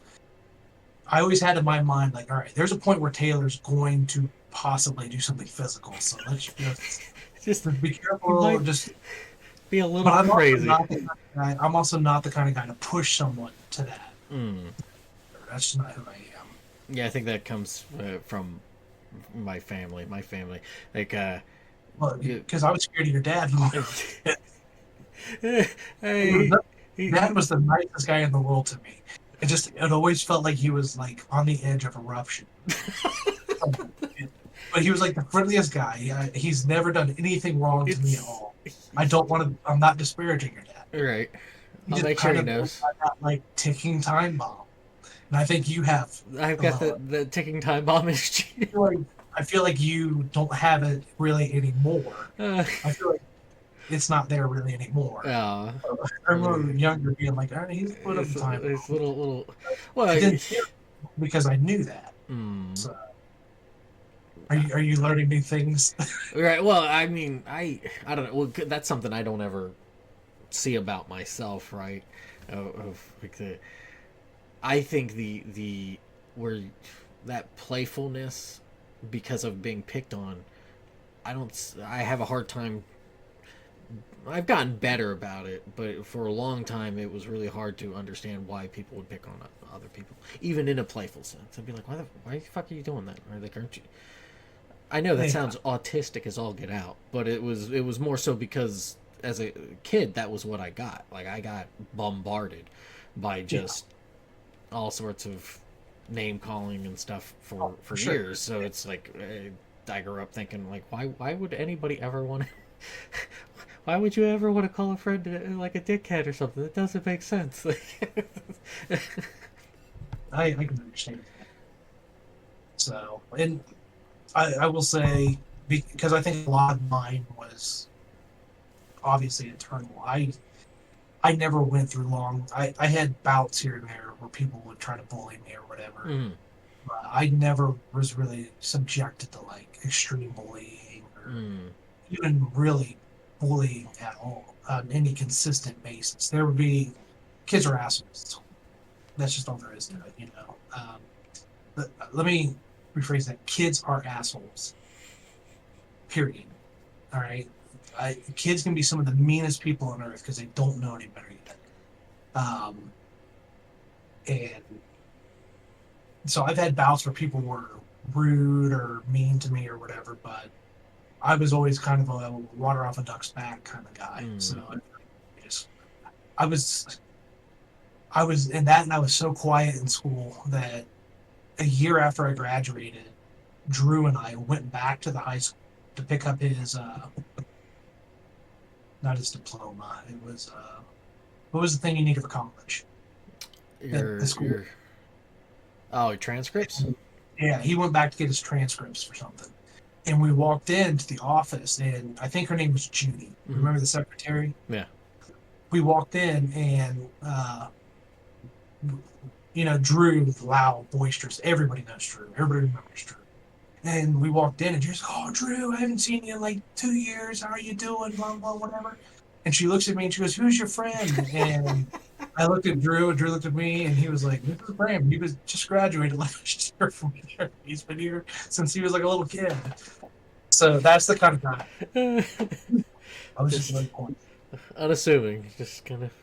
until I got around my friends. Then I turned into a sarcastic asshole. But uh, no, around other people, I was pretty quiet. So, Mm. but I feel like I was friends with most people in our Well, I class. think you and I were kind of the nexus for most of the school. Yeah. I think we ever. Well, and it was such a small too. We had such a small class. You kind of had to be friends with everybody. You know what I mean? Like, to an Yeah, extent. yeah, like to an extent, but it also like we could get along with everybody. Like Yeah. I don't think But that was. I think there were those cliques of people who were just like we ain't bothering with them at all. yeah, it wasn't. I wouldn't make an effort. You know what I mean? Like you always hear stories like, "Oh, well, I never talked to the football players." There were football players we were friends Mm-hmm. with. There were football players we absolutely were not friends with. You know what I mean? That I didn't particularly care for. Mm. But I don't know. A bit of a social chameleon, I guess. Social. I'm able Sounds to blend in sneaky. wherever I'm That at. sounds so sneaky that way. 'Cause Phrasing it that way. it always sounds like a terrible thing, like, "Oh, you're not being true to yourself." Yourself, But where's no, your I true just self? it's like I know how to read a room. Right, right. It's Well, not yeah, that's yeah. Getting, like I mentioned before, being very observant of just kind of how people are. It's like I know better than to be around somebody like this person, or this person, or well, and it happens to everybody when you get older. You become friends with somebody you never thought you would have hung out with in school. mm, You know what I mean? It's like you and I would not have gotten along. That's like Jared's wife. She has openly said that if she had met us in high school, she wouldn't have hung out with us. If that, yeah, that's what she said. And I get that because I don't think I would have hung out with her either. You know, we were in totally different friend groups at that time. But now mm, we're all super close, good friends, whatever. I think that comes with just everybody growing up and mm, getting older. But I do think I deserve a little credit with being able to get along with just about everybody, mm, which is why I grew up a giant nerd that couldn't do anything physical to working in a semi construction related field for years and dealing with pipe fitters and plumbers. Super now the blue collar upbringing helps. Um, but I think that's to kind of track back to our original topic. I think that's a good way to deal with the hand you're dealt is learning to read the situation and mm. apply yourself as best you can in the circumstances where you're at. That's something that I think gets, I don't want to say forgotten or just not realized, maybe, or something, is that whatever it is that you get as a hand, certainly as time rolls on, that hand changes, but sometimes the best card that's played isn't necessarily the one that is like the strongest. Like I mentioned with euchre, sometimes you need to play something that fits the table. Sometimes you're playing an entirely different game and you need to know what the rules are for it. And Yeah, like, sure, I could jokingly say I have nothing but a bunch of like sixes and fours and fives and like a couple, but maybe it's you need that sort of middling stuff to be like, okay, this is what we'll get through these choppy rounds and it'll actually be pretty good. those are burning hands. You know what I mean? Those Mm, are so yeah, sure. but I feel like what happens instead is it's solely the concentration on what the hand is, or maybe what the cards that have been played by the people around them, or what they've seen online and stuff, and you can't do that sort of comparison. You gotta have to take in piece by piece of what you've got, what's going on, what other people are playing, and then you know follow suit. Exactly. So, Yeah, you have to be able to read the situation, and you have to be willing to bend to that situation when need be. mm, Because you know, I've you and I have probably talked about this before, but we have this society now where it's like I need to be an individual, I need to be whatever. I'm perfectly fine being just a normal person. You know what I mean? It doesn't bother me. It makes life easier. It's I don't know what this huge push for like you got to be an individual now, you got to be unique. I don't want to be unique. I want to be normal. And part of that's because I lived most of my life not normal. You know what I mean? It's like I was an outlier for most of my life. So now it's like I just want to be normal. I just want to be one of the guys. Um, so it's and the road less traveled. yeah, exactly. So and I don't know that I want to chalk up all this individualism to like hubris or ego or whatever. But it's like there's nothing wrong with just being normal, in my opinion. There's really not. Well, So it's what it. history's not going to remember you anyways.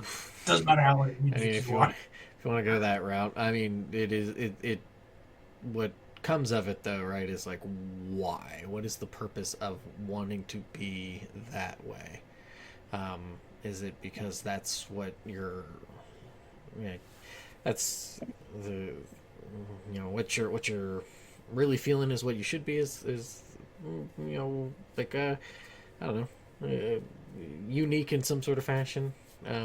some sort of quirkiness. Like a person bring up Travis. Um, Yeah, yeah, but Travis. it's never felt forced. Well, no, but I think there was some forcedness to it. You think so? Less from. I think it was because he was trying to break the mold of the family. That is my I, speculation. I I can mean, see and he that. probably could There's have no said wrong. that because I mean we were roommates in college for a year, and he For probably sure. said so. Yeah, you got to know him pretty well. Well, but I got to know him away from everything, right? Yeah, from your family. So yeah, Yeah. and it always struck me that it was he was being very silly, very goofy, um, and then all of a sudden, in an environment where everybody else is being very silly, very goofy, and then they're cranking it up, and it's like, do I continue to crank the dial up? I think there was a bit of a gut punch because now the silly antics aren't I don't want to say appreciated as much, but they're just not recognized, whether they're for being Yeah. goofy or something. And then there's that's kind of like taking a hammer to the pillar, and then you're having to rebuild yourself and stuff. And I know he's done really really good for himself as far as I could tell. But Yeah. it's been a hot minute since I've talked to him, but um, Well, I guess a good way to correct myself a little bit is I don't have a problem with people in the individual sense of like, uh, I've never denied that I was like a nerd growing up, or the interest in hobbies I had. Like, I don't think people should try to conform to what quote unquote normal is when it comes to that. I guess I had the issue where people are wanting to be unique in the sense of getting attention. yeah, that's what I was Like, gonna. Yeah, the why, and if you're they, if you're they want to trying. stand out for some reason for attention. It's like just like what you like, Mm, even if people think it's weird. That's fine, but like, don't try so hard to like that's your mission in life is to be different from everyone else. mm, There's nothing wrong with sharing similarities with people. Nobody's going to be the same. There is no. It's funny I say normal guy. There is no normal guy. mm. Everybody's different. Um, so I feel like I've simplified that a little too much. Well, no, I think it's the external. Like if it's seeking the external, there's you'll never be able to satisfy it because it'll No, always sure. because there's just so many people out there and there's only one of you, so you, Exactly. you can only go so far with that. The I and it's probably has been touched on just from in general, but thinking for a moment, and it can be either from childhood or something.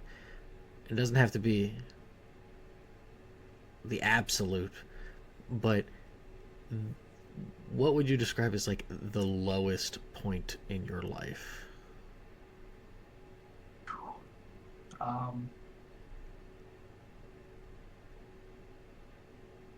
so that's a really good question. Uh, As I say, think about it. I'll explain mine so that way it gives you some. yeah, I guess that's So, time, and right? I've mentioned this before on podcast. I probably mentioned it. So when I was studying over in Saitama, um, there was a stretch where I had no money. There was two of us that went from school to be an exchange student. The other person, whose family was fairly well off, somehow he got a stipend from the university. I did not, and yeah, I gotta love that. And so I had like nothing, and I got to the point where um, I think I was able to like spend basically like $2 or less than $2 a day to try to survive. And I lovingly call it my potato and green pepper arc because that's what I would eat is potatoes and green peppers. and, but like I had that, and I remember when I had first got there, I had bought like a Wii and a couple games and a couple things online, when it was shortly after the week came out. So I had that few of those games, and then about 7 8 months later, I'm at this point where I'm like, oh, I have no monies, and I'm in trouble. Like family couldn't send me any money, and they, you know, I think they tried to send a package for like some foodstuffs, but it never got to me. Um, but My aunt's sending my cousin stuff over there. It's a nightmare. She it, still sends their packages and stuff a yeah, lot, and it's a nightmare. yeah. So So like I don't fault them. I did at the time, but I don't fault them. uh, but I, it was one of those like I think about that, and I'm like, that is probably the lowest point. And then it came at a time, I'm studying, and I'm like, there's not really much. I'm like, because I was thinking about it, like how would there have, what could I have done differently at that? And I'm like, there's not really much I could have done differently, because I'm sort of just stuck there, unless I was just like, oh, I'm just gonna leave. I mean, I could have maybe gone to the administration to try to figure out something, or yeah, what have you. um, but I have a hard time trying to rationalize, because but the thing that came from that was I basically I became very antisocial, because I couldn't do anything. It's like yeah, I can't go out and eat. I can't really afford to eat, guys. yeah, Um, sure. and the one guy, he would sometimes, but the thing is like, at what point do you like feel obligated to try to like pay for a friend's meal every single time? Like, Yeah, it's they want to help you, but yeah, right, but it's just, you get to a point where it's just like, well, I'm not gonna help you every day, kind of thing. But yeah, it what it did was it turned me from being really social. I turned to like doing a lot of reading. I'd be like, I'd play a game or something, and I'd be like, oh, I don't know what this kanji is. I'm reading a book. I'm like, oh, I don't know that kanji. Lost a lot of it now, but some of it's still there. If I blow hard enough and dust off the what little creases are left of the brain, it's like, oh, I remember that.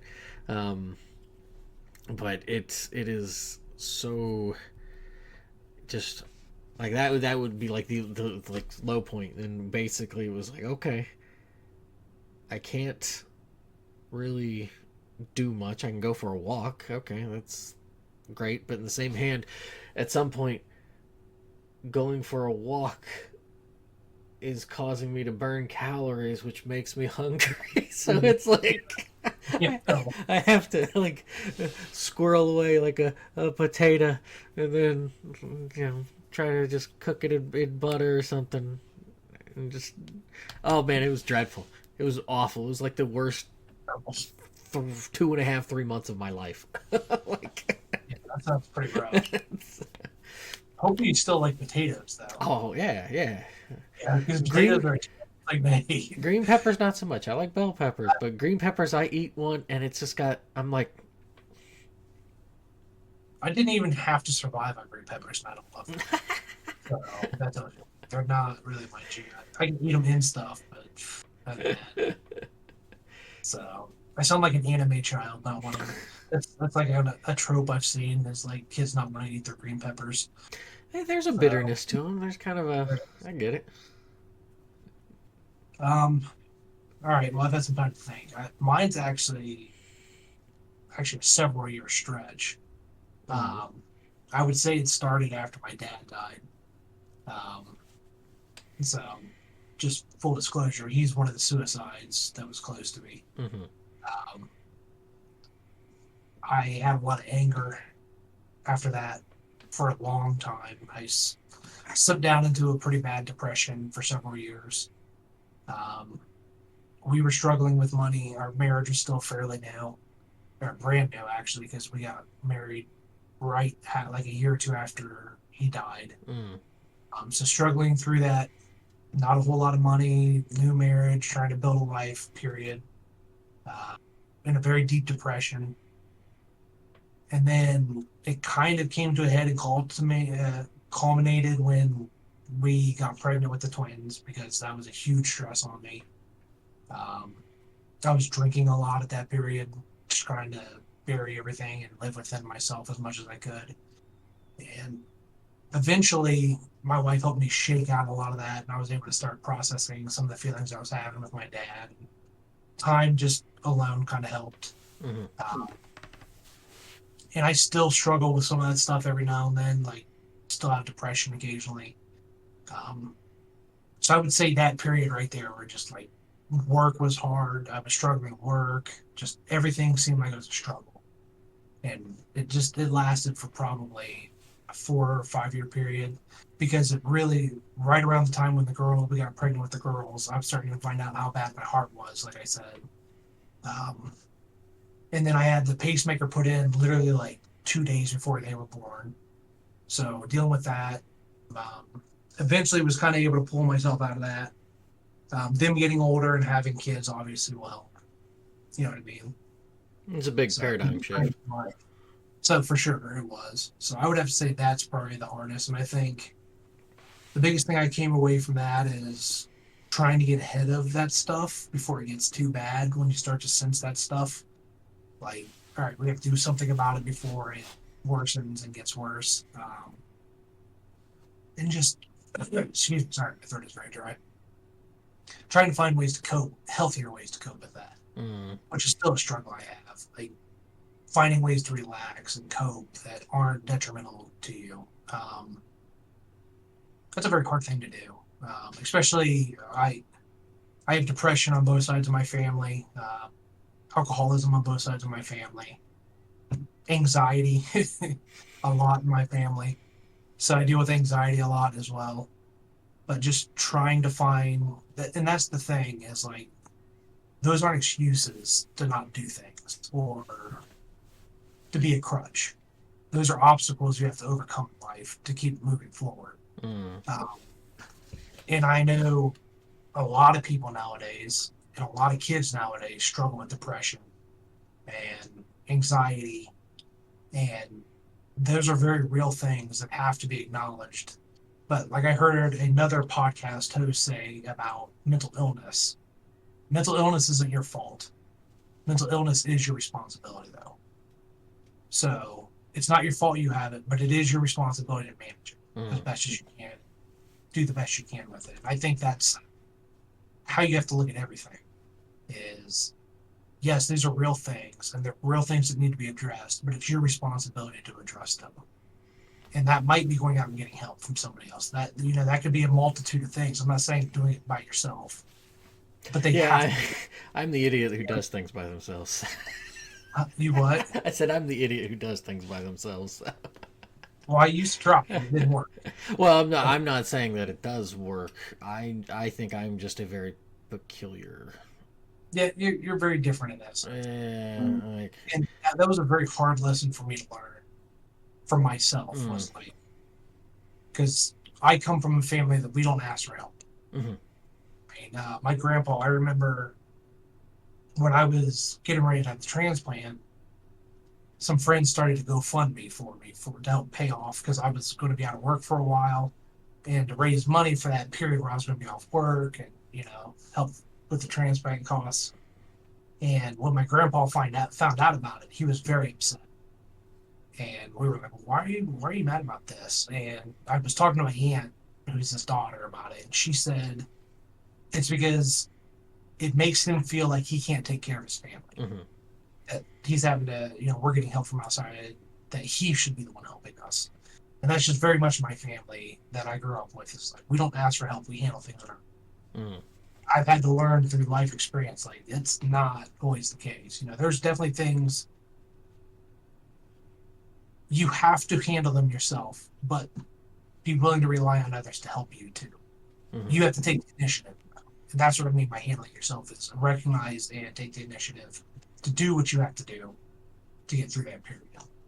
So, and I think that's really important for especially this younger generation, and like my kids, is like those are real things, but they're things that can't be ignored. Hmm. There are things that have to be addressed and have to be taken care of.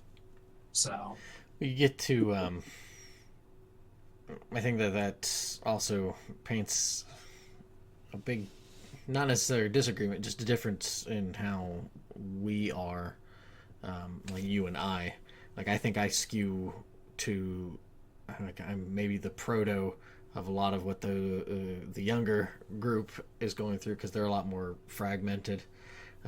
They're not as they don't have as much of a social cohesion with each other. There's not as much, not as big groups. I mean, there's certainly pockets, but it doesn't feel like, because growing up before internet and moving a bunch, kind of don't, if you do have some friends, you lose connection with them, and that's kind of how that's been for me. So it's been a lot of just I don't have these people, so I've got to just kind of figure it out myself. Um, but it does stem from yourself. There's lots of things that I would have loved to have learned and known about before I've gotten to this age. I did not learn them, and so I have to. You've met Todd, and Todd has been on here before. Like, there's things that I've had to try to like tell him to be like, hey, something you may want to know. yeah, for sure. So you don't have the same problems that I had, so that you can avoid them.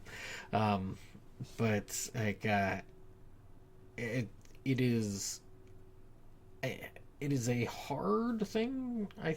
It's a hard problem to surmount when there is a lot of that separation of people, whether that's because they have slid into a more isolated thing where it is they don't have people nearby. Maybe they do have connections online, but it's only online, so it's not they're not able to kind of For lean sure. on anybody on that front. Connections are gonna, in relationships are going to look different depending on the situation.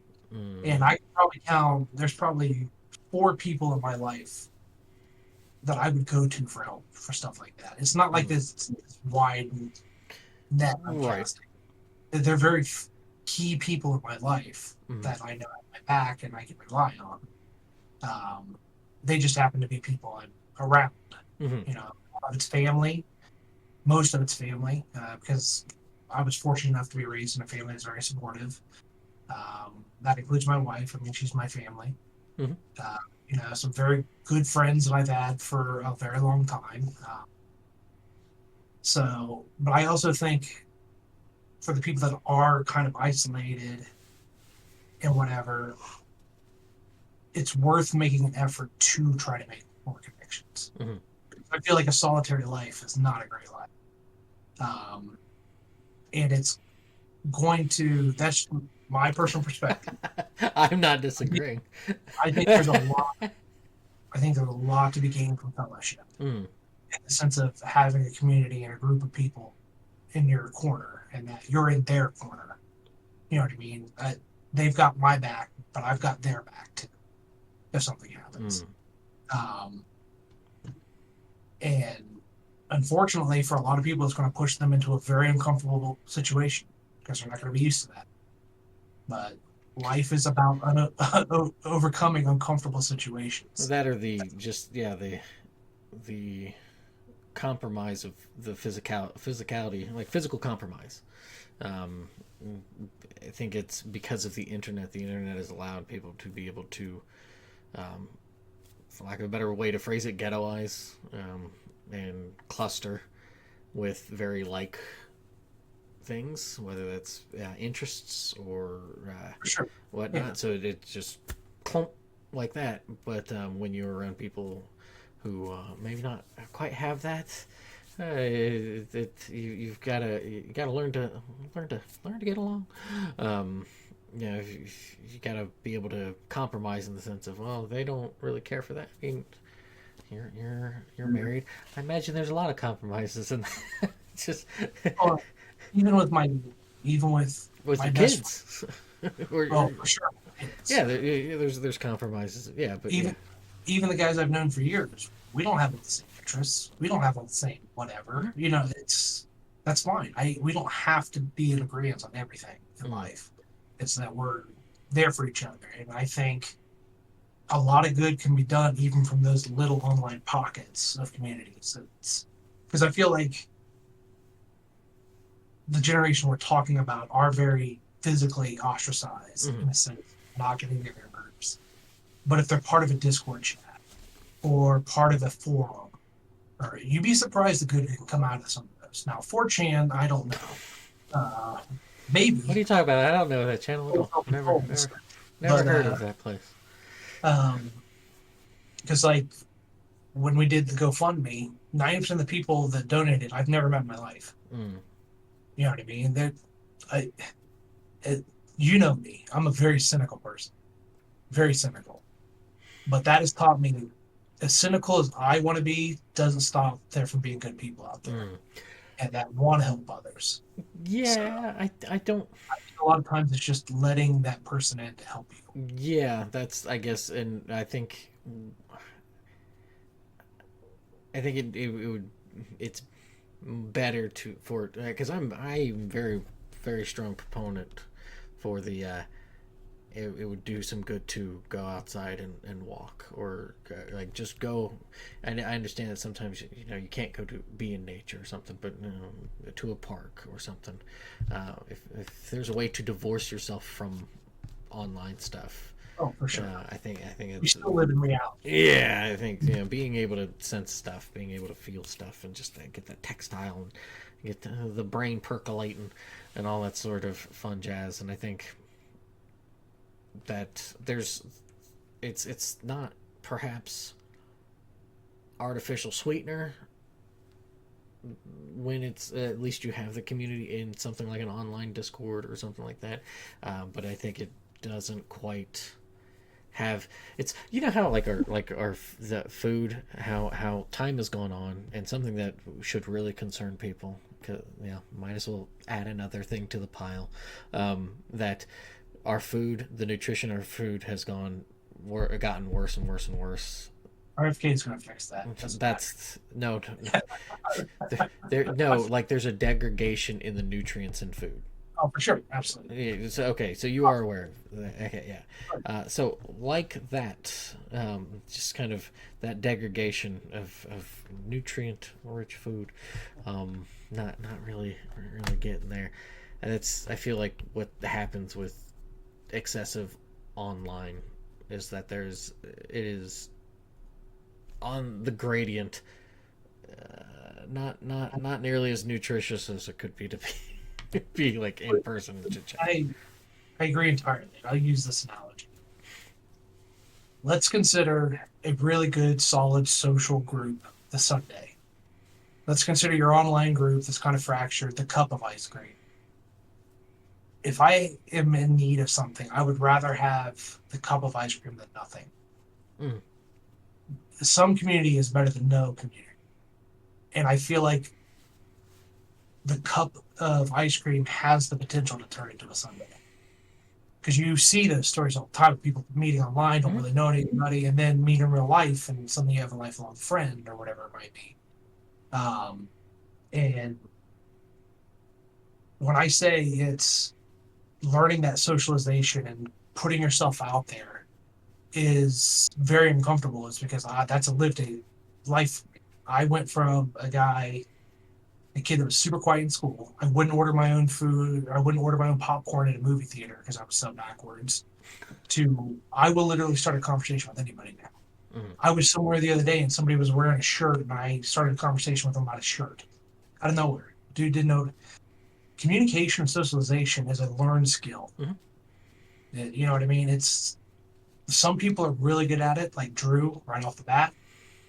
Some people like me are not. But it's one of those, and this might not be the case for everybody, but I do think there's benefit. The more I practiced and the better I got, the more I enjoyed it Mm-hmm. because I saw more fruit come from it. Mm-hmm. Like people I never would have talked to strike up a little conversation about something. Well, Brittany gets annoyed with me because I'll go sit somewhere at a bar at a restaurant and there'll be a guy next to me. And next thing you know, I'm there for 2 hours talking to just chit. And I think him. And it's just because you just got to put yourself out there. Most people are receptive. mm, Well, Now, like I said, 4chan maybe not, unless you're like trying to tear down a foreign government, oh boy. but or troll. But But the I think the not necessarily the problem. It's the valuation of it, right? Is that it's not. It's.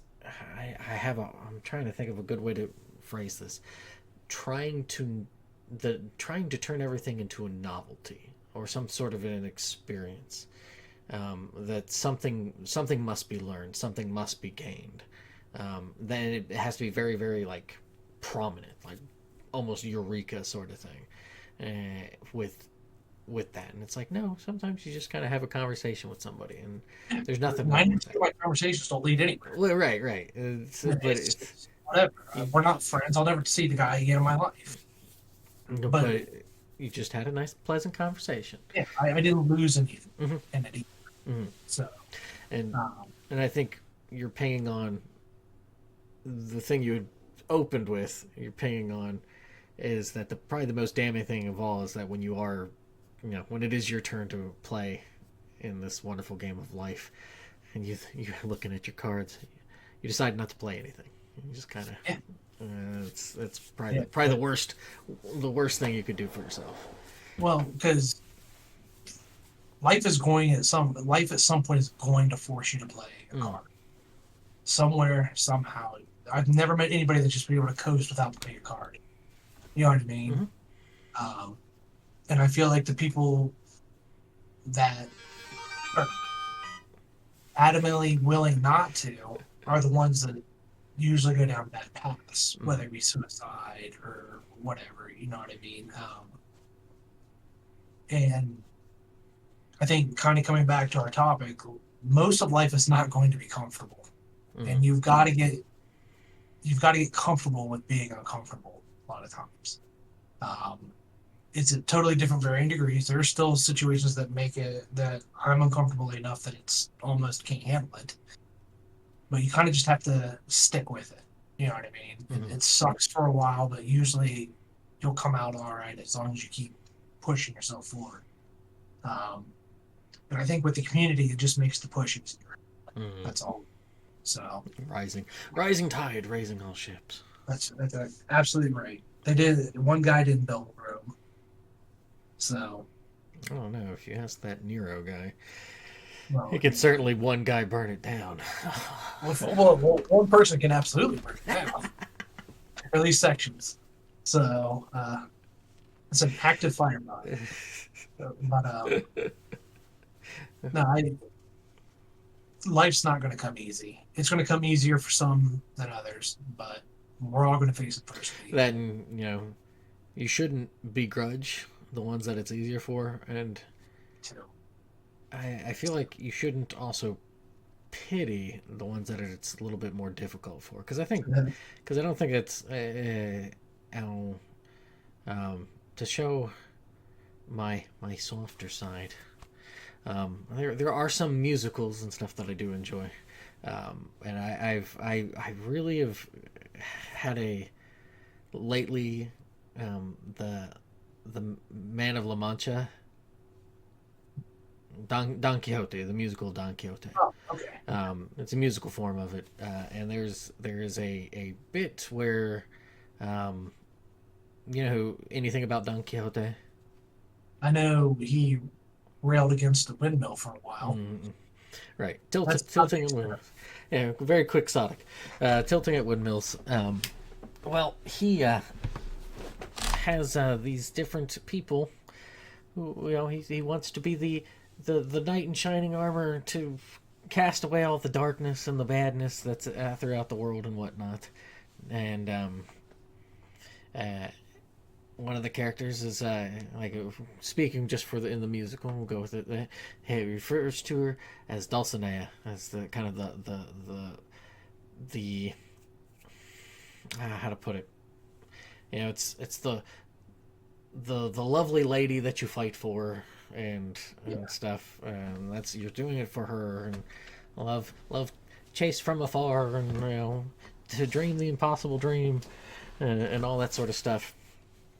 And at a very, very, very, very poignant point, she gets fed up with him, and she was like, "Stop calling me that. I am not a lady," and goes into it. It's like a really great song. It's like called, oh, what is it called? I don't.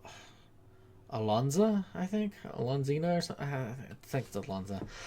Very poignant song about just how you were robbing her of just anger and just being able to feel these feelings because you're trying to pity and you're trying to show the like a, like she has such self-loathing that she feels like she can't fly and stuff, and that she's just a creature that crawls, and what good's the sky to a creature that crawls. And very it's those kind of attitudes that kind of bouncing between of a self-loathing that like why even do anything if I can't fly, instead of like appreciating the maybe the little bit of the sky that you can fly into by Yeah, jumping. sure, sure.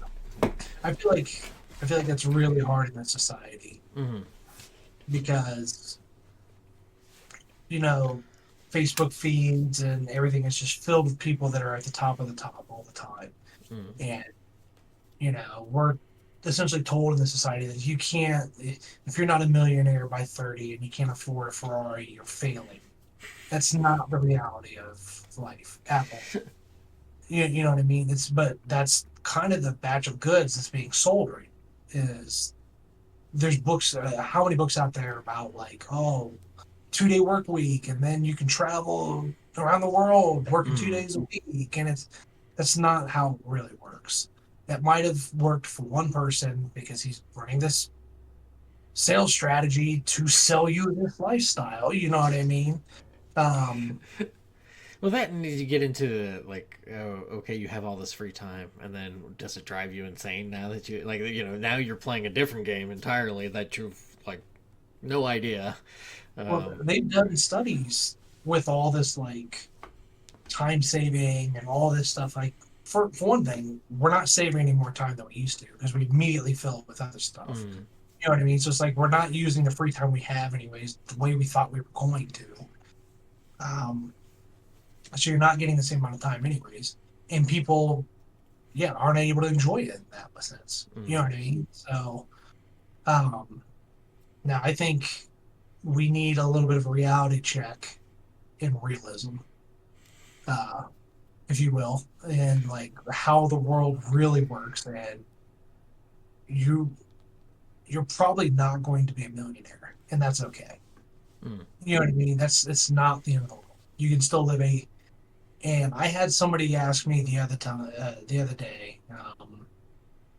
Well, he asked me, was like, "What's your goal?" Well, if you ask somebody, what do you normally expect to hear? What's your goal in life? What's to make $1 million and be super Mm. rich and own everything I want? And I had to think about it for a while, and it's like, what is my goal in life? Is I want to provide for my family. I want to have enough money someday that I can take care of other people when they need it. Mm. I can help people when they need it. And when I die, I'm going to remember it as somebody who was a good man. Mm. And whether that's through generosity or just being there or being supportive, or because I know I'm not going to die later, and that's okay. I just want to be remembered fondly when I die. I Mm. remember my first grandpa, my one grandpa who died when I was really young, the line of cars down the road. And just I was blown away with how many people were there. And I remember thinking at 8 years old, like, that's what I want my funeral because people want to come not because I'm some figure. I want people to come because they loved me and they cared about me and they want to pay respects, and I'm leaving thought of as a good person. Mm. And I think a lot of people need to maybe course correct back into that. It's you can't take it with you anyway. You know what I mean? Right. So I don't know. That's just my thought on it. Is like I think maybe I wouldn't even say I feel like the success compass needs to be realigned a little, in that it's okay to not be a millionaire. It's okay to make quote unquote average life, live an average life, as long as it's a good life for you, and Mm. reevaluate what that means and like what does good mean to you. Like community means a lot to me. Um, supporting my family, being reliable, stuff like that. So kind of those old tenets, if you will. What can I say? I was born in an old family, so I was an old man when I was a kid. I was railing at the neighborhood kids when I was a kid. So, and some people might say that you're just not aspiring enough, and that's fine. I'm okay with that. Or like you said before, what is your opinion? What does that mean? What are you to me? Right? Like who are you to Exactly. me? Like Yeah, it's okay. Fine. You can aspire anywhere you want, and if you achieve it, great. I think that's great. You know mm. what I mean? I mean, don't not go after your dreams, Well, that's but be realistic. well, that's I.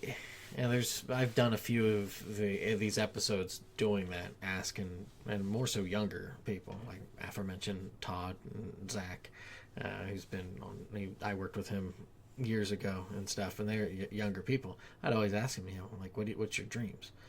And they would go into it and stuff, and I ask that, like, not that I don't care, because it's cool to know, like, okay, and then you can be like, okay, what are you doing to go for it, blah blah blah blah blah. But more importantly, like, hear yourself say it, like what Yeah. is the thing that's coming to you to want to actually do that, and then kind of actually start feeding into that to go with it, and not just, well, I want to, because like you said, well, because that's something I actually was just recently talking with. I don't think I was talking with Todd. I think I was talking with David or something. I was talking with somebody who is like, if that's one of your goals is just for money, that's like, what is that? Yeah. Like that to me, that's almost like it's it you are your goal is to have a tool, because that's what money is. Money is just a tool. Yep. So what are you doing after that? like Exactly. so that's you kind of that's with myself. Mine is, my path has taken me the solitary life, like, because I know I can't do the writing stuff any other way, and and that's what I want to do. I want to write the books that nobody will read, because we're a time and age in life to where reading is not nearly as. So to clarify, when you say solitary life, what do you mean solitary I mean, life? like, I mean, I mean, outside of, uh, like, I mean, I didn't even, date in high school, but dated there in college. But beyond that, I haven't really dated anybody. It's I don't consider that a solitary. I think some people just don't get married. Some people, and well, that's fine. yeah. I You mean, definitely have a community around you. mm-hmm. You know what I mean? So I think I wouldn't consider your life solitary at all, just because you're not married. Mm, So very yeah, much. but there's differences, right? Like that is a big difference. Like, I don't have the same. There are not the same levers for being driven that you have, right? When it comes to that, you have that to provide for family, to provide for you know the people. Though, like those people, like I don't have that so much. Like that's not a Well, like that comes with having right. So like I mine like because I don't want to say motivation, because motivation and drive are two different things. family. Because I don't like motivation, I like drive. Like motivation, if I want motivation, I'll listen to some music. Something, but it's the coals you put in the fire to keep it burning. Yeah. And and I don't, with book stuff, it isn't, oh, I want them to be super popular. That would be a nice benefit, or to sell a bunch of them, that would be a nice benefit, but it's less that and more of just to kind of get it out. So it is a very weird, Like, it's just I'm just writing to write. That's the the, dri- the driving lever there. I mean, there's nothing wrong with that either. Did I Yeah, say there was anything wrong with that? I do. I know. I'm just saying. I do like it's just it isn't for everybody. Like yeah, and No, absolutely not. I do do the podcast and stuff and chit chat and do our stuff. Um, but yeah, as a on a personal level, I'm very much the little goblin under the bridge. Like, what do you want?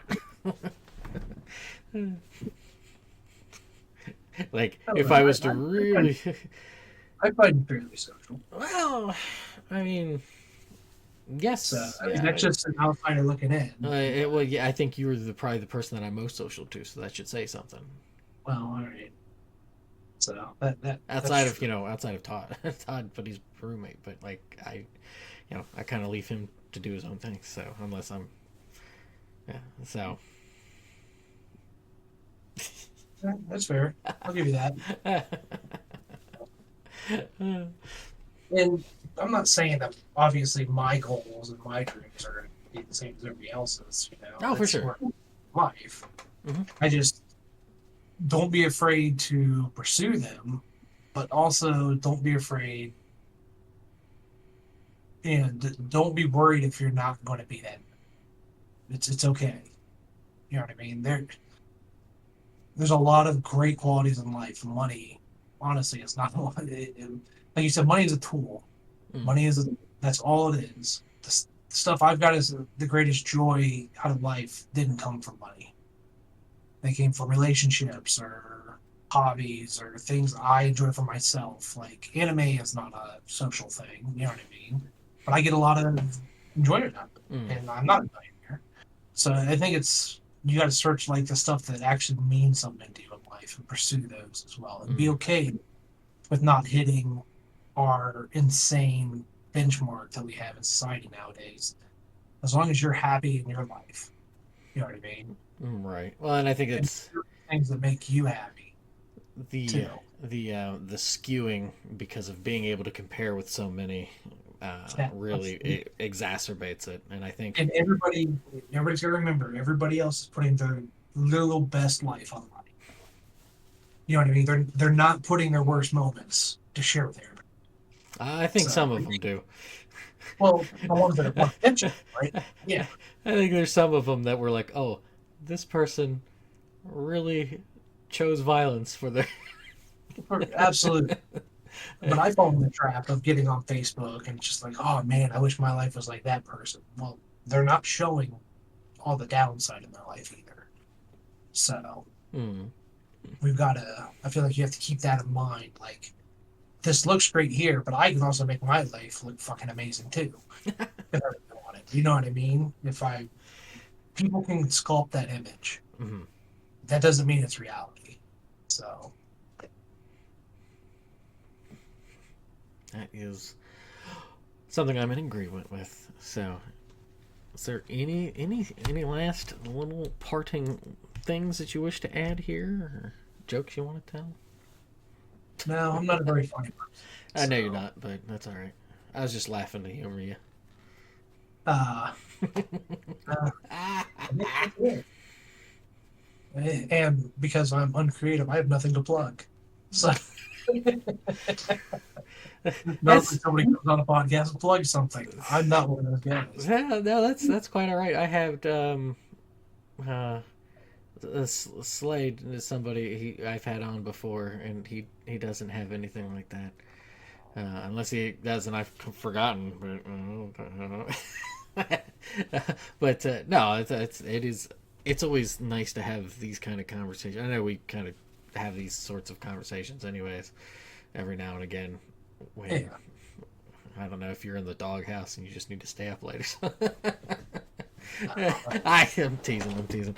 No, it's more of you just either after. we don't talk every night, all right? If that was the case, we'd be on here every night. Great. Well, no, yeah, just like chit chatting after Oh, online session or something, and just kind of. for sure. Mm, so. It's because we have some weird conversations. That's why. So, Weird, weird, weird. So yeah, I guess if nothing else there, I guess to. Um, I guess I will say if somebody's listening and they are struggling, there are resources, Mm, suicide hotline numbers, stuff like that. So, if you need help, please reach out and get it. mm. So, Yeah, I think. Do you remember this? Now that you've mentioned that, it actually reminded me. Do you remember that? What were those little um, the typing assistant things that you could plug into the computer to transfer the file to turn it into a Word document they had at school? It was the little you could keyboard and you could only type into it. Do you remember that? no, it sounds like you're talking about a keyboard, but Well, no, no, it was some sort of I don't remember this little thing. device that they had at Highland. No, I No, don't. Sorry, you don't remember? Cause I picture of it or something. man, But they were like I don't know, they were like a dark green kind of color or gray, no, this is and it not was ringing a bell. just the monitor was only about 3 lines or 4 lines or something, and you Uh, type up a thing. I used that all the time for stuff, and I remember because in like ninth and 10th grade, um, more so I think right ninth grade, is typing on those things.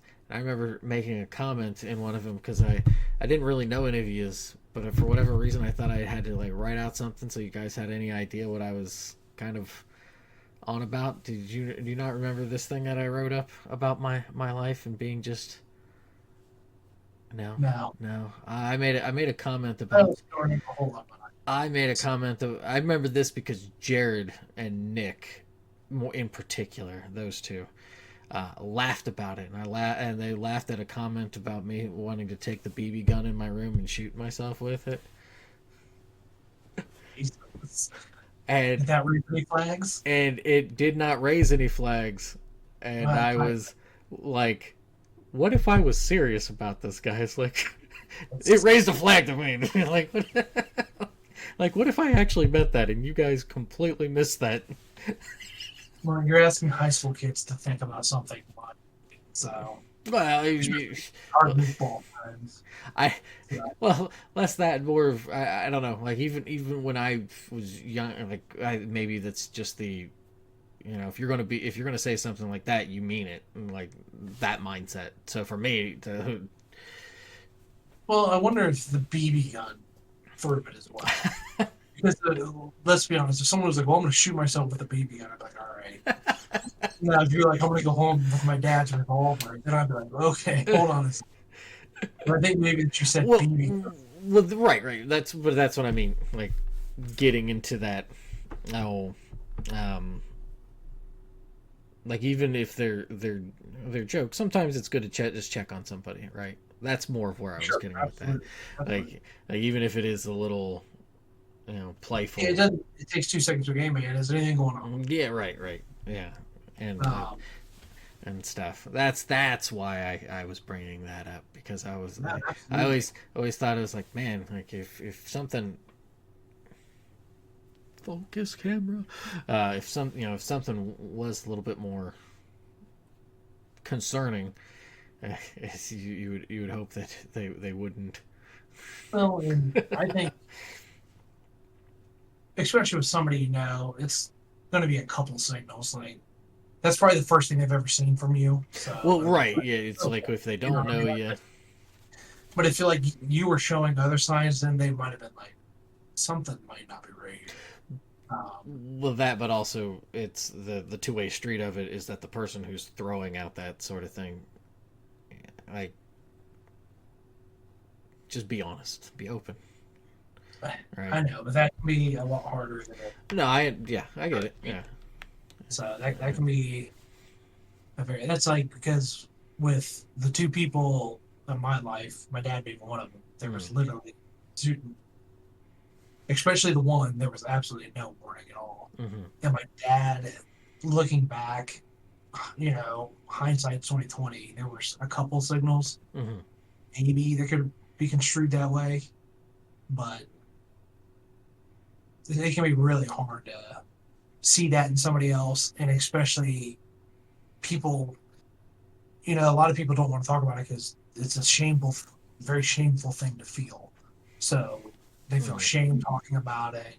They're afraid they're not going to be taken seriously. So I can see where it's hard, but you're absolutely right. Like if you are feeling that way, you've got to reach out. You yeah. know what I mean? Well, that and So um, if other people, even if like their friends or even neighbors, just whatever, and just kind of doesn't harm anything to just kind of be like, hey, how's it going? Like you said, strike yeah. up a simple conversation. Sometimes that's And all if it is. somebody does ask you, and out of concern, don't be afraid to be honest. Yeah. Like you were saying, be if someone's bothering you, you can get help. Hmm. You know, Right, but if you bury it or something, even if it, like, it can get worse. yeah, and then nobody's catching your signals because you've obfuscated it so much, kind of thing. Another thing you hear a lot is like people that are suicidal say that like nobody's going to care. This isn't going to affect anybody else. I can say from experience, it affects a lot of people. Mm, So you're not hurting just yourself; you're hurting everyone around you, mm. and it's a very permanent thing for what can be a very temporary problem. So Oh yeah. Permanent. Yeah, I think it was a permanent solution to a temporary problem. Was the yeah. so it's not worth it. Mm. So I So think that was it. I forgot to just throw that in there. So okay. All right. Well, thank you. And I think I guess to recap, play the game. Maybe not like Sonic, but or Mario, or Halo or something. But play the game of life. Play those cards. Sometimes, yeah, maybe you might have to hold them, but better to play something and yep, not just let it pass you by. exactly. And look, you're gonna have to deal with shitty cards. You gotta play them all the same. So and work your way out of the shitty situations. You So can just laugh like a bad man while you're playing them. well, and you go through enough of them, you're gonna get a really sharp sense of humor from it. If that's one thing I've learned is I'm Right. not really afraid to joke about anything. So uh, All right. Well, thank you, good sir. We'll just close it out. thank you for having me on. Yeah. So, thanks everybody for listening. Yeah. Toodles.